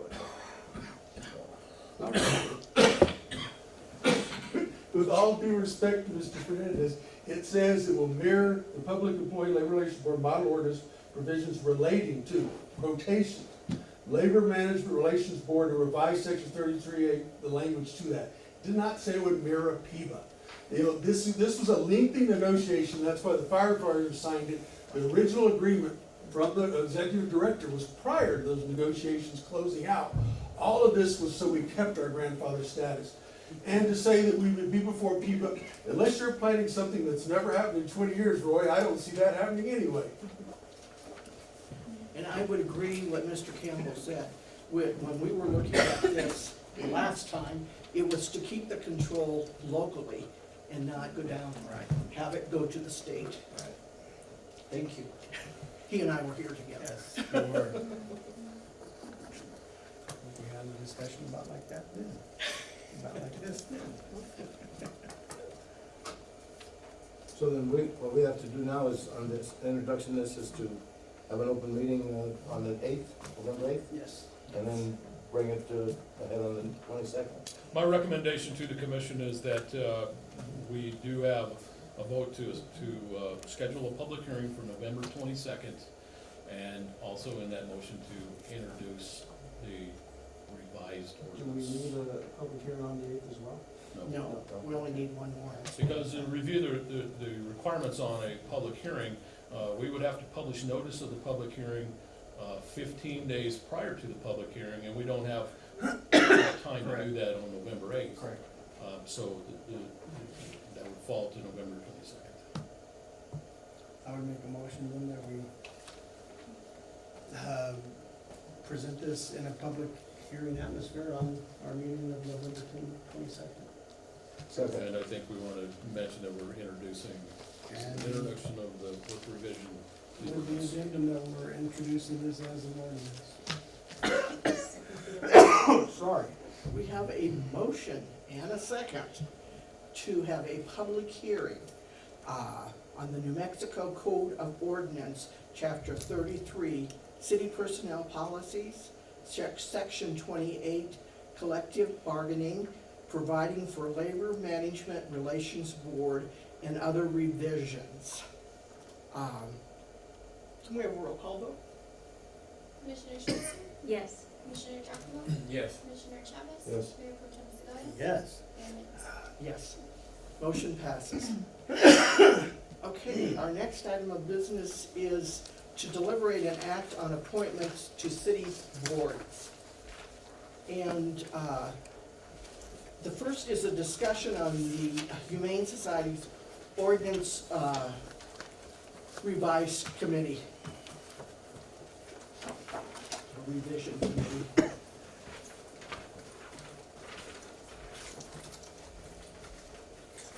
So Mayor and Commission, on this item, you remember some time back, we did have a request from the Raton Humane Society to make certain revisions to our animal control ordinance, and those were provided.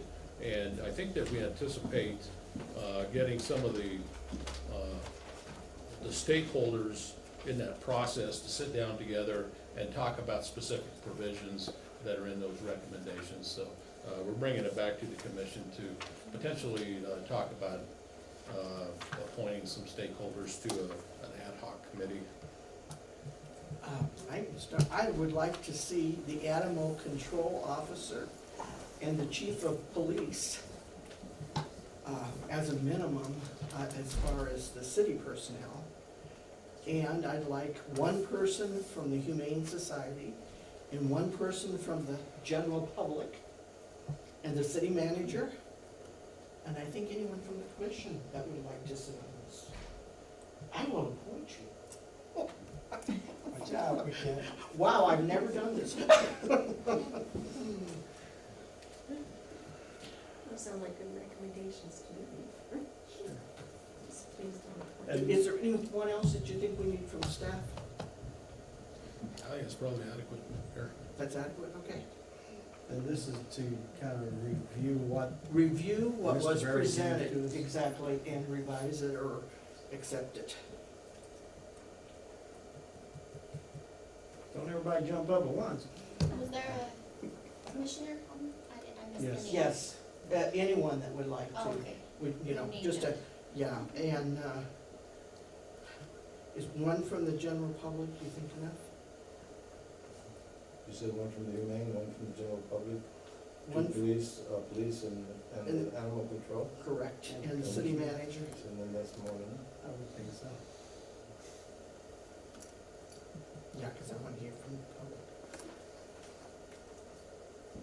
That's 5, so you can have a majority vote. Anyone else? Is there anyone else? Anyone else deal with animals? Do we need the code enforcement? I have 6. I have animal control officer, chief of police, a commissioner, city manager, humane society, and a member of the public. Yeah, I didn't put down commissioner. I think that would work okay. Okay. What about control, code enforcement?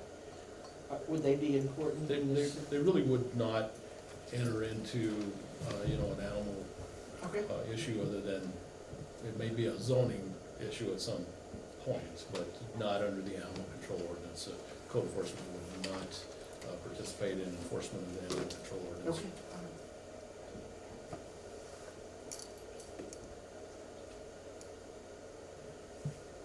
So can we advertise this, except for we don't need to advertise the city manager. But we will, the Humane Society would have to decide their representation.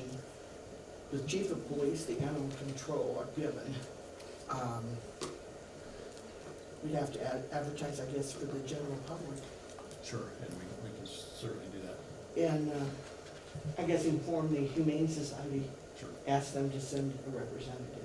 absolutely. Okay. Everybody in agreement with that? Sure. Would you like us to bring those members back to the commission for the next meeting for? If you for can. formal appointment? Yeah, if you can. Okay. Lodgers Tax Board, we have one applicant. It's Neil Crawley, and everybody has it in their packet. Do we have any pros and cons? What position are we filling? Mayor and Commission, we are filling the position that the statute requires an owner of or operator of a tourism type establishment So or business. we're doing a tourism. Yes, and It's not a lodger, I and would- it's not at large. That's right, it's tourism related, and I would say that the applicant in our discussion with him probably does not meet that I would agree with state you mandated that requirements. he doesn't meet the requirements. We appreciate the application, Exactly. definitely, but we do have to meet that stipulation. Yeah, and the way it reads, I'm not sure he had a clear understanding of what his position would be about. So I would suggest that we continue looking for a lodgers tax board member and putting out a notice to the public that we're looking for several board appointments. We will include that in the requirement for that. Okay, We'll let the all right. public know. Is everyone in agreement with that? Yes. Yes. Do we need a motion, or what do we need? I don't think we need. We don't need anything, we are just declining. Right. And we have one applicant for the extraterritorial zoning board. Stephanie Calab, thank you. All right. Does anyone have an opinion on this? We should accept it. I think so. I would say that. Alright.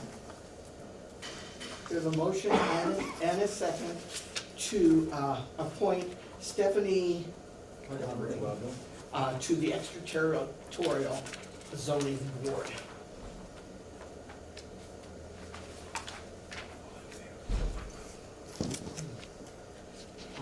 Okay, All in favor?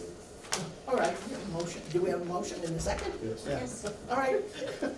All in favor? Yes. Yes, aye.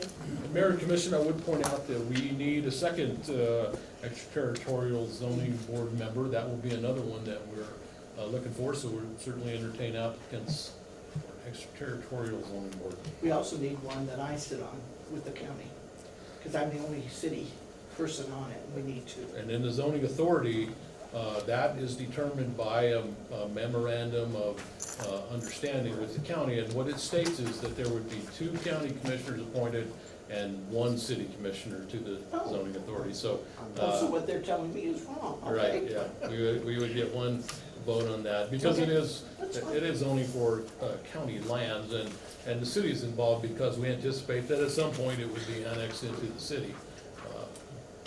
And that's fine, they've just been bugging me for Well, another the member. problem comes to the ETZ commission, we give a recommendation to To us. the Yeah, authority, we go up. and you guys either yea or nay. Okay, we've met once. We have a deliberate and act on lodgers tax board recommendations. Mr. Berry?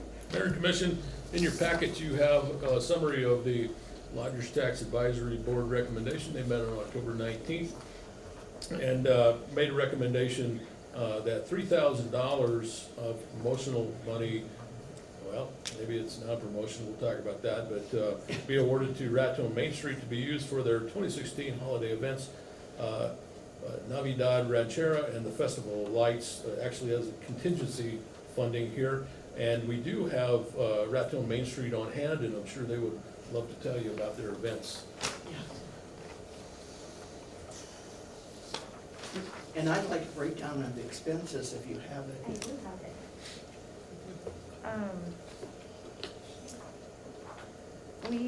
it. It is all promotional money, actually. Okay. Yeah, they can't spend our money. What we're asking for, the main event that evening will be Navidad Ranchera, which is gonna be a performance at the Schuler. It's gonna be mariachi with mariachi vocalist Antonio Reina, who's an award-winning mariachi vocalist, Mariachi Raíces de América from El Paso, Texas, and Ballet Folclórico Paso del Norte, also from El Paso. And so they do an awesome, I've not seen the Christmas show, but I've seen other shows that they've done, so I can only imagine what their Christmas show is like. And is this a fundraiser for ministry? It is.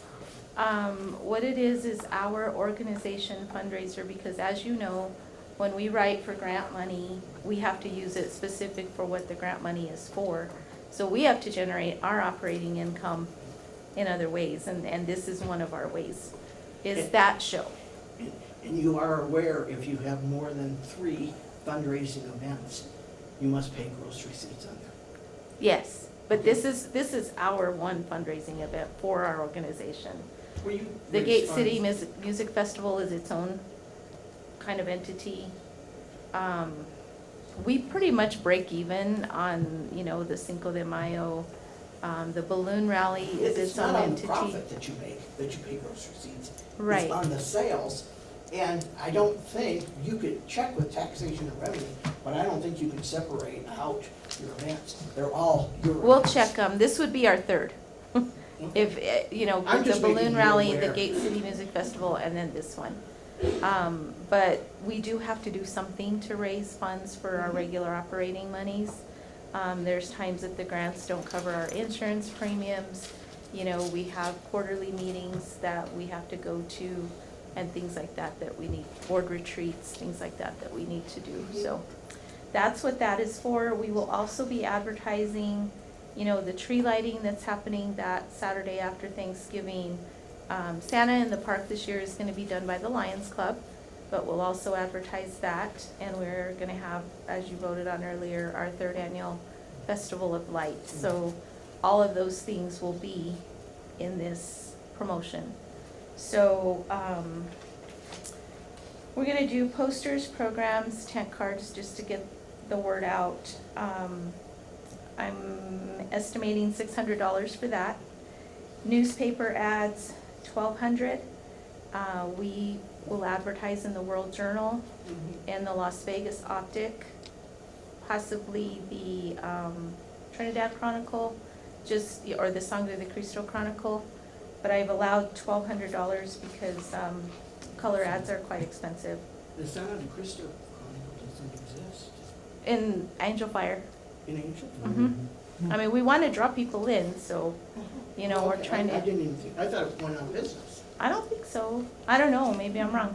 I thought Maybe when you they know got more rid of than- the Raton paper. they actually- Possibly, okay. it's- I knew they stopped publishing here, but I didn't know if they stopped publishing in the valley as well. Maybe, I think it's still there. in the valley, I think it is. okay. And then radio ads, I'm allotting $1,200 for, so that's the So you're 3,000. using all of this for advertising? Yes, Okay. yes, all of it, for printing and, print and radio ads. Okay. Okay, Thank you. any other questions? Just trying to get people to stay here for the whole weekend. Thank you. Motion to approve all this tax board recommendations. Second.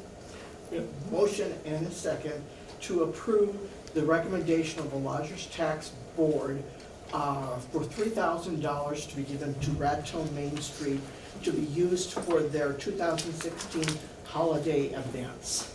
All in favor say aye. Aye. Opposed? Motion passes. Thank you.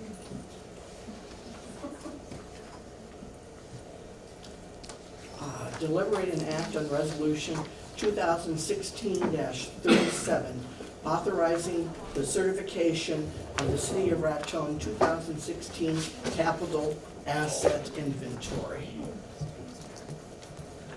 Michael Ann? Mayor and Commission, in your packet this evening is the resolution to certify the city's capital assets for fiscal year 2016. I've also attached a memo that just kind of summarizes our process. Records Consultant, Inc. did conduct the physical inventory April 11th through the 15th. They generally come for about a week. As part of this process, all of the new capital assets throughout the year, and then also when they arrive, are tagged and accounted for and entered into the database. And then any deletions of items, I hate to use the word deletion, it would be a disposal because we don't technically delete anything from the database. Everything is tracked.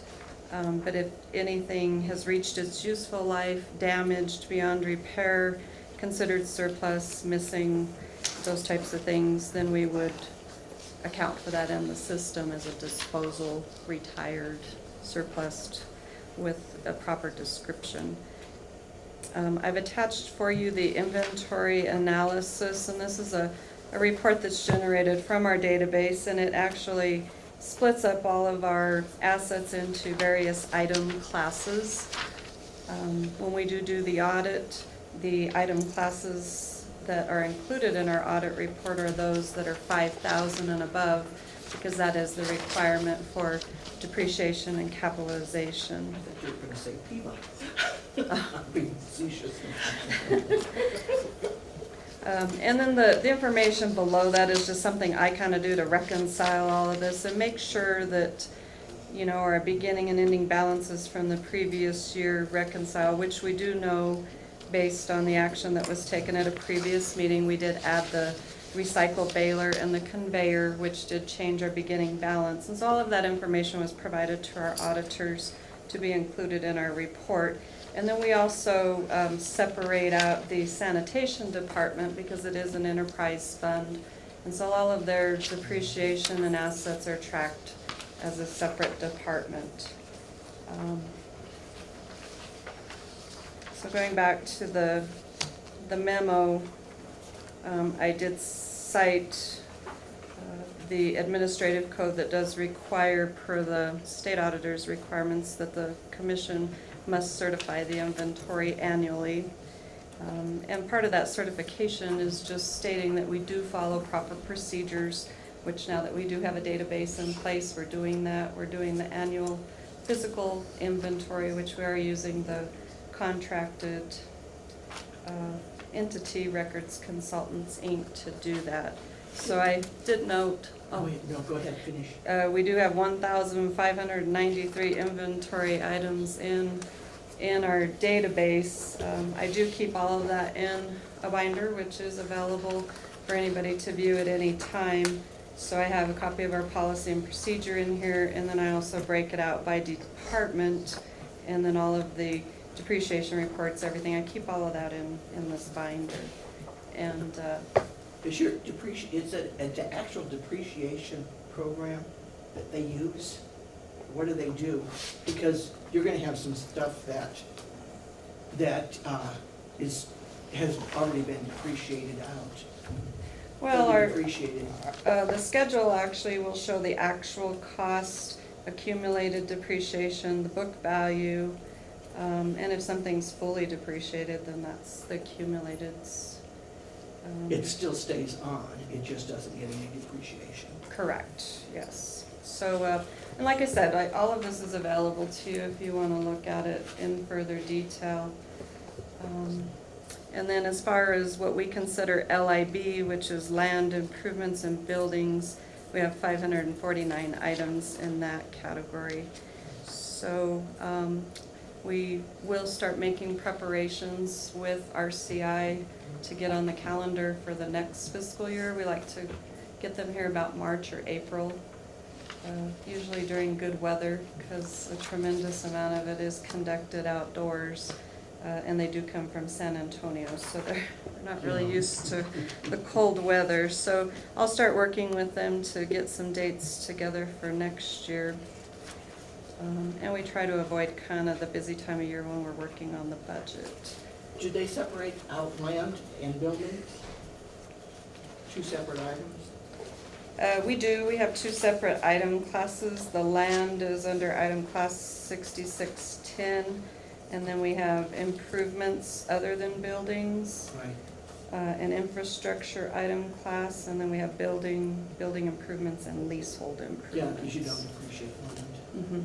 So those are in separate item classes. The other item that we don't depreciate is the artwork. Why is that? It usually appreciates in value. Yeah. Not depreciates. Yeah, I understand that, it's just, okay, I'm not familiar with it. Yeah, so generally the artwork, they don't have assigned barcodes, but it'll say NBC 1, NBC. It's still accounted for. Yeah, so it is accounted for, it's just not depreciated.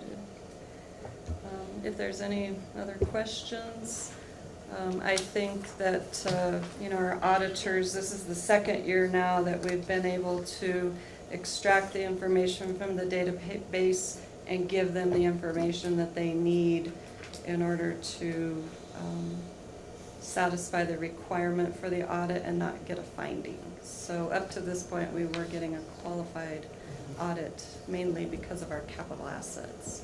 So I think. Did anyone come up with any reason why the baler and whatever the other, I mean, those are huge pieces of equipment, it's not something you can overlook. Yeah. It's because they were donated in a grant? Yes, there's a question of who actually, like the tire baler at the landfill, not actually owned by the city of Raton. It was put here by the Environment Department with the thought that anyone in the region could use it. And so sometimes in these programs through the Environment Department, there's that question when they supply equipment. So I think that was some of the confusion at the time. And like I mentioned, we were right in the middle of doing the database, right around the time the property was acquired and put into the Armix building. And so that was kind of a difficult time. And I think it could have. When you said it belongs to environmental, is that what you said? It's interesting, I wonder if they're depreciating it too. Well, it actually belongs to, do you remember the group? It's a group that, The Canadian River Authority. There you go. There you go. Attorneys, yeah. Wonder if they're depreciating it. well, I don't think they actually exist anymore, so that's one of the questions on that. Yeah, and this thing, Yeah. and that machine goes back, do you remember the date, 20 years at least, correct, Ernie? 98, I think. Oh, Lord. So, Yeah, you know, that was an arrangement that really Was interesting. questions on there. Yeah. Well, there was also a little bit of confusion on the fixed assets as to whether the baler and conveyor at the Armix was the same baler and conveyor that's at the landfill, which is for tires. See, So yeah, they're kind that's of what the- I was thinking, the it was the one in the arm. They're kind of the same description, and I think it just got, I think everybody thought it was on the list, and not really knowing what Yeah. that piece of equipment really was. Yeah. So anyway, hopefully, we've got everything updated and is, I would say, as complete as it's ever been. So I think we're on a good path, and if we can just continue to maintain this database moving forward, we should not see an audit finding in the future, so. That's what Ron wants, no audit findings. Like that. So if there's no further questions, I'd just ask that you approve Resolution 2016-37. Make a motion. Go ahead. I'll move that we approve resolution 2016-37. Second. We have a motion and a second to authorize the certification of the City of Raton's 2016 capital asset inventory. All in favor say aye. Aye. Opposed? Motion passes. Deliberate and act on resolution 2016-47, September 2016 financial report. Mayor and Commission, in your packet this evening is our first quarter report, which is as of September 30th. You will see our general fund ending cash balance as of 9/30/16 was $1,054,847, less our 1/12 reserve, and we do still have just a little bit of money left in that designated street improvement, but I know the city manager has some plans with some upcoming street projects that we're gonna go ahead and use that up, and we won't be tracking that any longer. How much did we get from Paul Small City Assistance? Do you remember? We just had this discussion yesterday. I believe we got $175,000. Oh, 75,000. 175. 175,000. But on that note, when I was in Santa Fe last week, rumors flying around not to expect. Oh, I know that. I'm not expecting, I was gonna subtract it from the general fund balance Not to expect. to too see much on exactly, small you know, where we're cities. at. Yeah, now keep in mind, we budgeted, I believe, $275 last year. I know we had a $90,000 shortfall last year from what we had budgeted. Okay. And the revenues that So that we took got, up, and then we, you know, of course, moved our projection down, but that's, small cities assistance is oh yeah, that's just very unpredictable. pie in the sky. Yeah, and the indications are, we're gonna have a shortfall again this year, and it's a question of how much. And Oh, so, really? Because we've got, our gross receipts look terrific. Well, like I said, our GRT going into the winter months needs to be high, because now it's gonna start to taper off as some of these projects go on a winter shutdown. And so, we always wanna be ahead going into the November, December months, because if we start running at a negative prior to that, we never catch up the rest of the Right, the fiscal only thing year. we really have is your property tax. Mhm. What they So were unfortunately, the GRT is very seasonal for They were us. saying not to pay attention to how you're doing right now because it's a 60-day session. Mhm. And when they're Yeah. together for 60 days, Yeah, they do an Things interesting happen. thing, don't they? Yeah, and generally when it's a 60-day session, the small cities assistance will get delayed, probably even into April. So, I mean, Well, we, the state has no money, so I don't know how they're gonna give us it. which is difficult for us, because if it's determined in April and May that we have a shortfall that we have to make up for that late in the fiscal year, that's difficult. So, yeah. So, you know, with the exception of the 1 year where we got way more than we budgeted, that will probably never happen again in our lifetime. But what we're hearing is, I think we would anticipate a shortfall in that item, and it could be a big shortfall. And it really hurt last year. I would anticipate that we're gonna have a problem again this year, and we don't really, like Michael Ann said, in the fiscal year, we really don't have anywhere to go. Anywhere to get the money. Right. I'll have to go sell T-shirts on the side of the We road. got Be the- sure we collect grocery receipts. We got the bake sale coming up. So you'll see that last month, we kind of had an issue with the direct deposit, the way things fell at the end of the month. The direct deposit was processed August 30th, but really didn't hit the general ledger till September 1st, so it really kind of threw things off a little bit, but it corrected itself. Oh, So sure. it kind of created As long as you were in the same quarter. it created a due to, due from, but it did correct itself, and so everything was in balance, luckily as of the end of the quarter. You know, expenses did run a little bit higher because we did end up with a total of 7 pay periods in the first quarter. So we always have twice a year, a month where we end up with three pay periods that hit. And then we also paid self-insurance fund the first half of our insurance premiums, which is usually a huge hit to our budget. Hopefully the November distribution will still be a good distribution because it will reflect September, I'm sorry, would reflect September's business activity. But I would anticipate after that, I think things are going to start to taper off.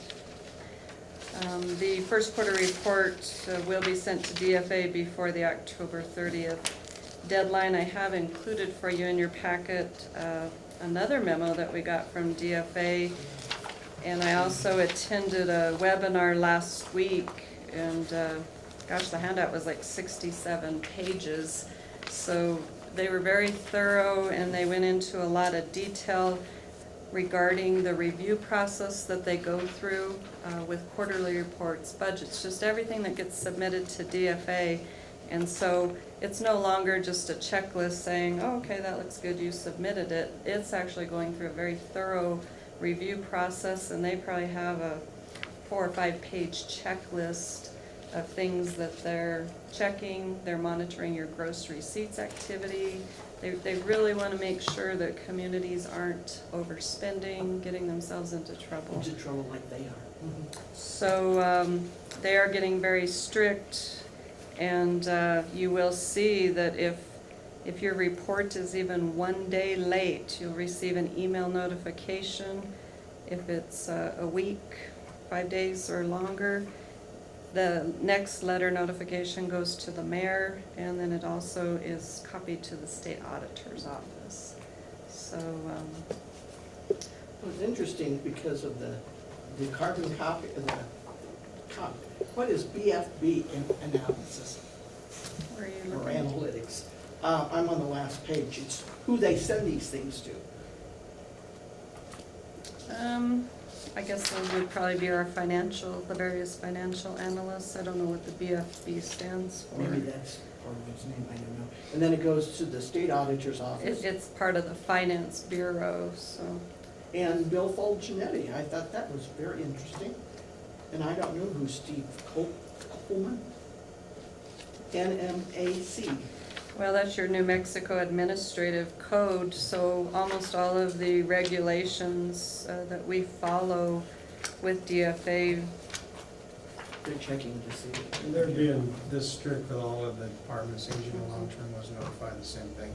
If we don't get our submissions in on time, we're not gonna get our money, basically. Yeah, I'm sure that's what they're doing. So that's what's going on at the statewide. So, I mean, luckily, we do get our reports in on time. I do sympathize with some of the smaller entities, or when you have changeover in staff. It's very difficult probably to meet some of that. You know, they might be able to make somewhat of an exception, but because it is based on state statute, they're gonna have to state that it's late. There are no exceptions.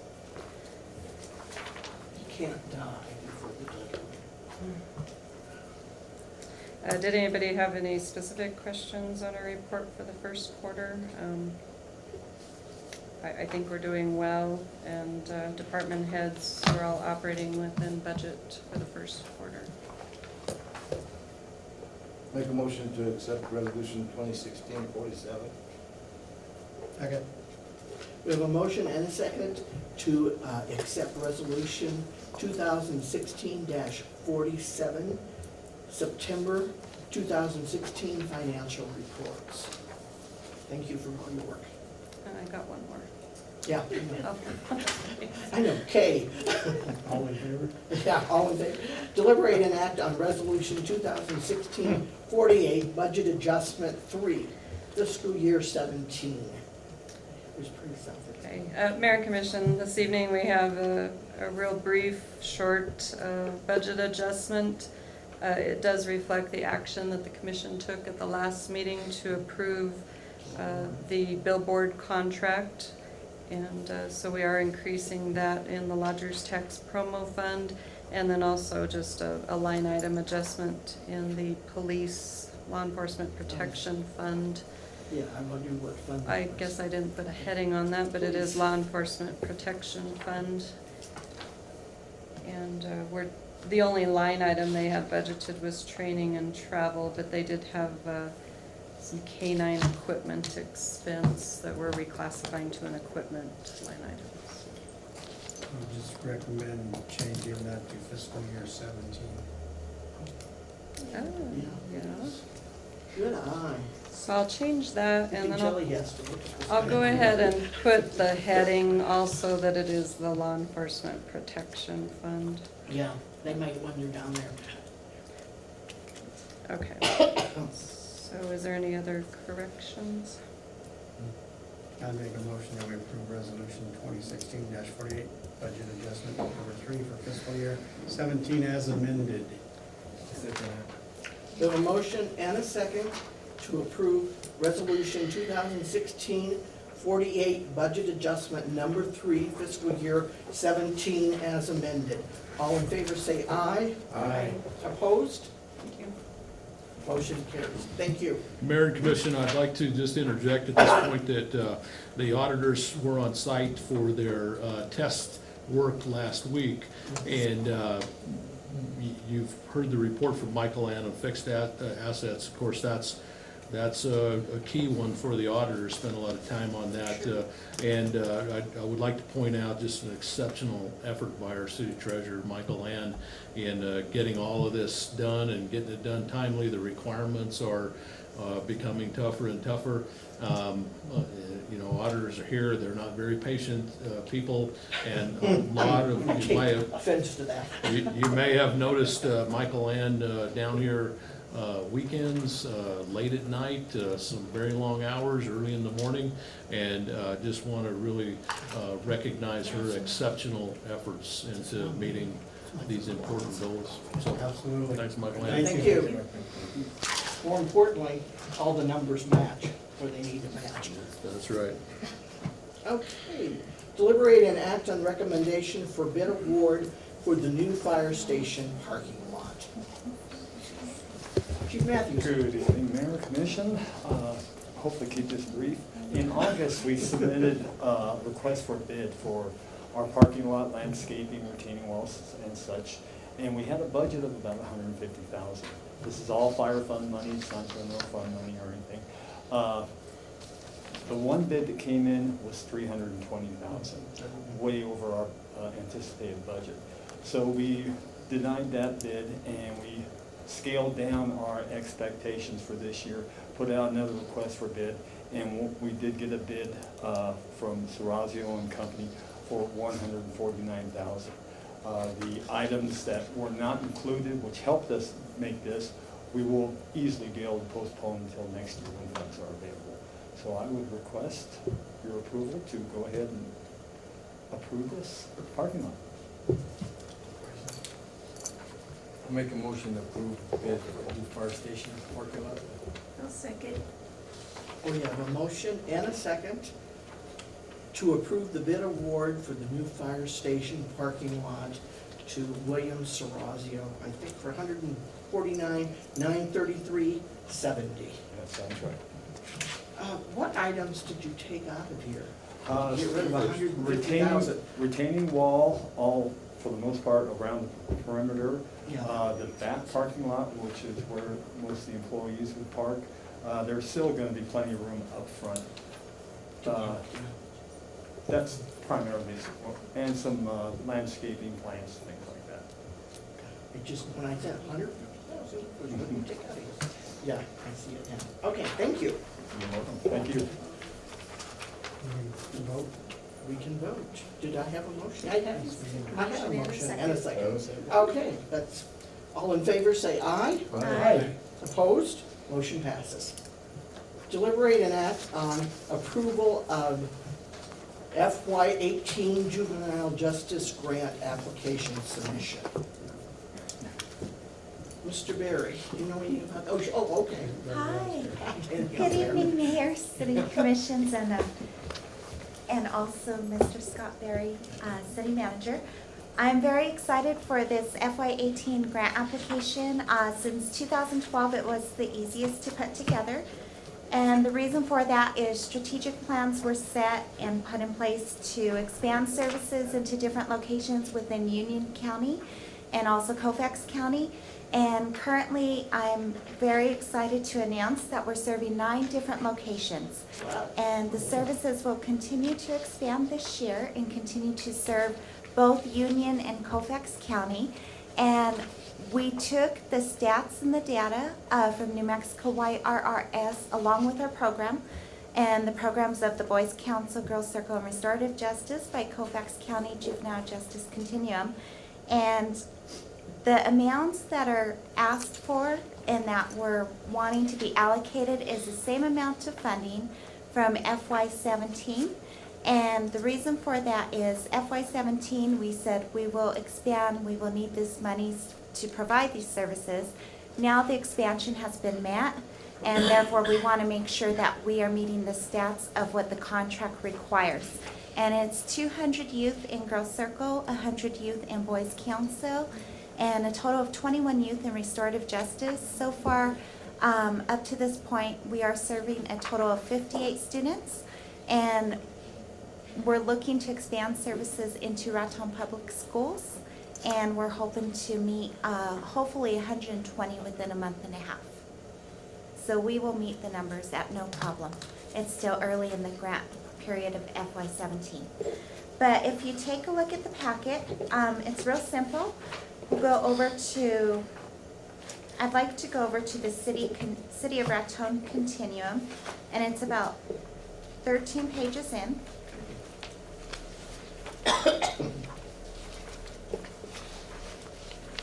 Okay, and it's actually the 200 category costs, the budget, and it looks like this.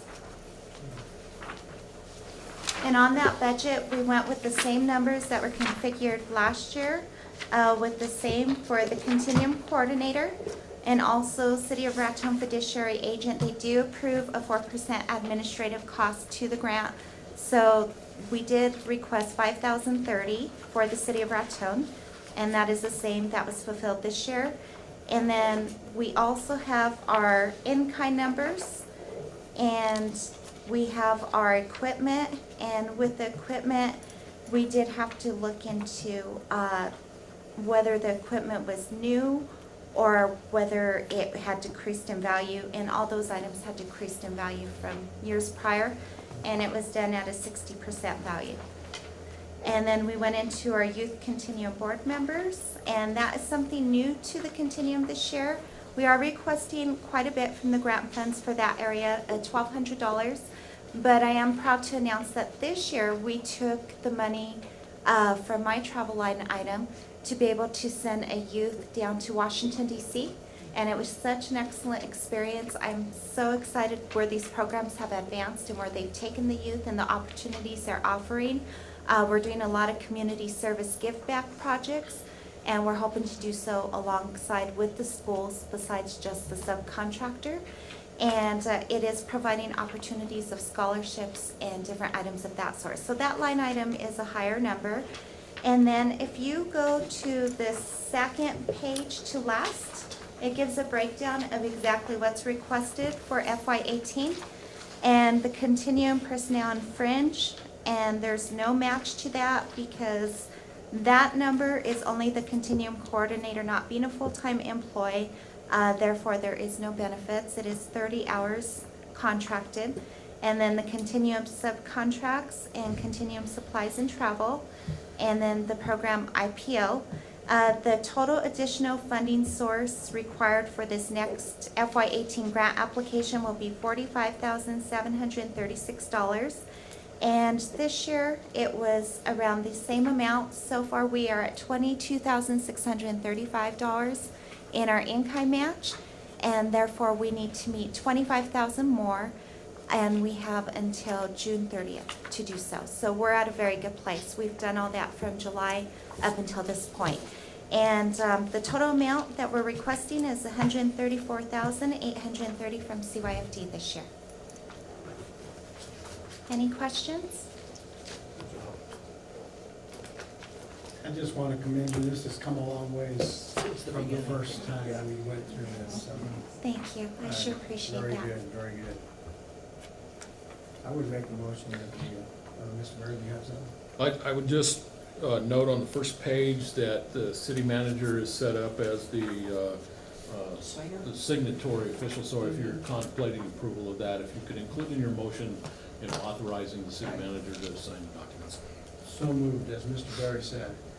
I would make a motion that we approve this grant to act as the fiduciary agent for the CYFD grant with Mr. Berry as the acting signature. I'll second that. We have a motion and a second to approve fiscal year 18 juvenile justice grant application submission and approval of the city manager as the signature. All in favor, say aye. Aye. Opposed? Motion passes. Thank you. City manager's report. Thank you, got 5 Mayor. minutes, Scott. Thank you, Mayor. Let's see how close we have. I would report to the commission that our Public Works crew have been concentrating on trying to correct some of the situations along Second Street where we see some of the sidewalk heaved up. We have a number of those. We replaced 3 of those today. There's also a spot on Sugar Eat, that's Highway 72. But this seems to be a condition of this South Second Street project. We have brought this up with the Highway Department. We do have an agreement with the Highway Department that the City of Raton will provide certain maintenance and the energy for the lighting on Second Street, but we pointed out to the Highway Department that replacing concrete sidewalk is not typical maintenance. If you construct sidewalk, concrete pavement, concrete median, wheelchair ramps, and similar things correctly, you should not have to replace them for 40 or 50 years. So we've asked them to participate in the future as these things have happened over and over again, but we're working on that right now. The crew has also spent a lot of time on asphalt patching since we got good weather, and alley cleanup. Illegal dumping in alleys continues to be a big problem. We mentioned that we have completed the test work by the audit team. They were here during last week, and that is done. Myself and Jason Phillips attended the New Mexico Main Street function that was held in Las Vegas at the Castaneda Hotel on October 21st. They asked us to make a presentation in regard to the Raton Great Blocks project and our general downtown restoration efforts. And that went very well. There was a statewide group present in Las Vegas. New Mexico Main Street has asked that we make that presentation at the infrastructure conference. The issue with that is that would be on Thursday, and that's in Ruidoso. But I would anticipate attending that. Jason cannot attend, but I would anticipate going to Ruidoso tomorrow afternoon, spending Thursday there, and coming back Friday.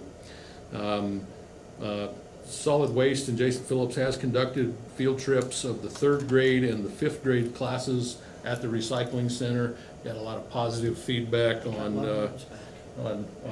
I think the kids really enjoyed seeing the recycling equipment operate. Our public works crew has also completed replacement of the flag poles at, I'm not sure if it's called Pesavento Park or Veterans Park, but that's the small park on the north side of Legion Drive. And if you remember, volunteers had provided the equipment there, the flags, and we had flags for a long term, but the flag poles were fairly flimsy, and we started having issues with those. So those flag poles have been replaced now. They were provided again by volunteers, but our crew had assisted in the installation. I think it's a lot more robust flagpole. We have some activities at the National Guard Armory, the Readiness Center. A contractor that is working for New Mexico National Guard is on site currently doing lead abatement in the building, specifically in the room that contained the indoor shooting range. There was some areas of lead that they're cleaning up. They should be done this week, and that is done at the cost of New Mexico National Guard. And if you remember, they told us last winter that they could not deed the property to the city until this work was done. They have told us now currently that the State Armory Board will meet in December, and they anticipate completion of that transfer, and then they would execute a deed to the city of Raton. DOS Aviation has a contractor working at the center, and they are repainting the interior center currently. Right. That's all I have, Mayor. Oh, wow, you did it. Thank you. Right on. Is there any other business to come before this commission? If not, meeting adjourned. It's the longest meeting we've ever had, I think.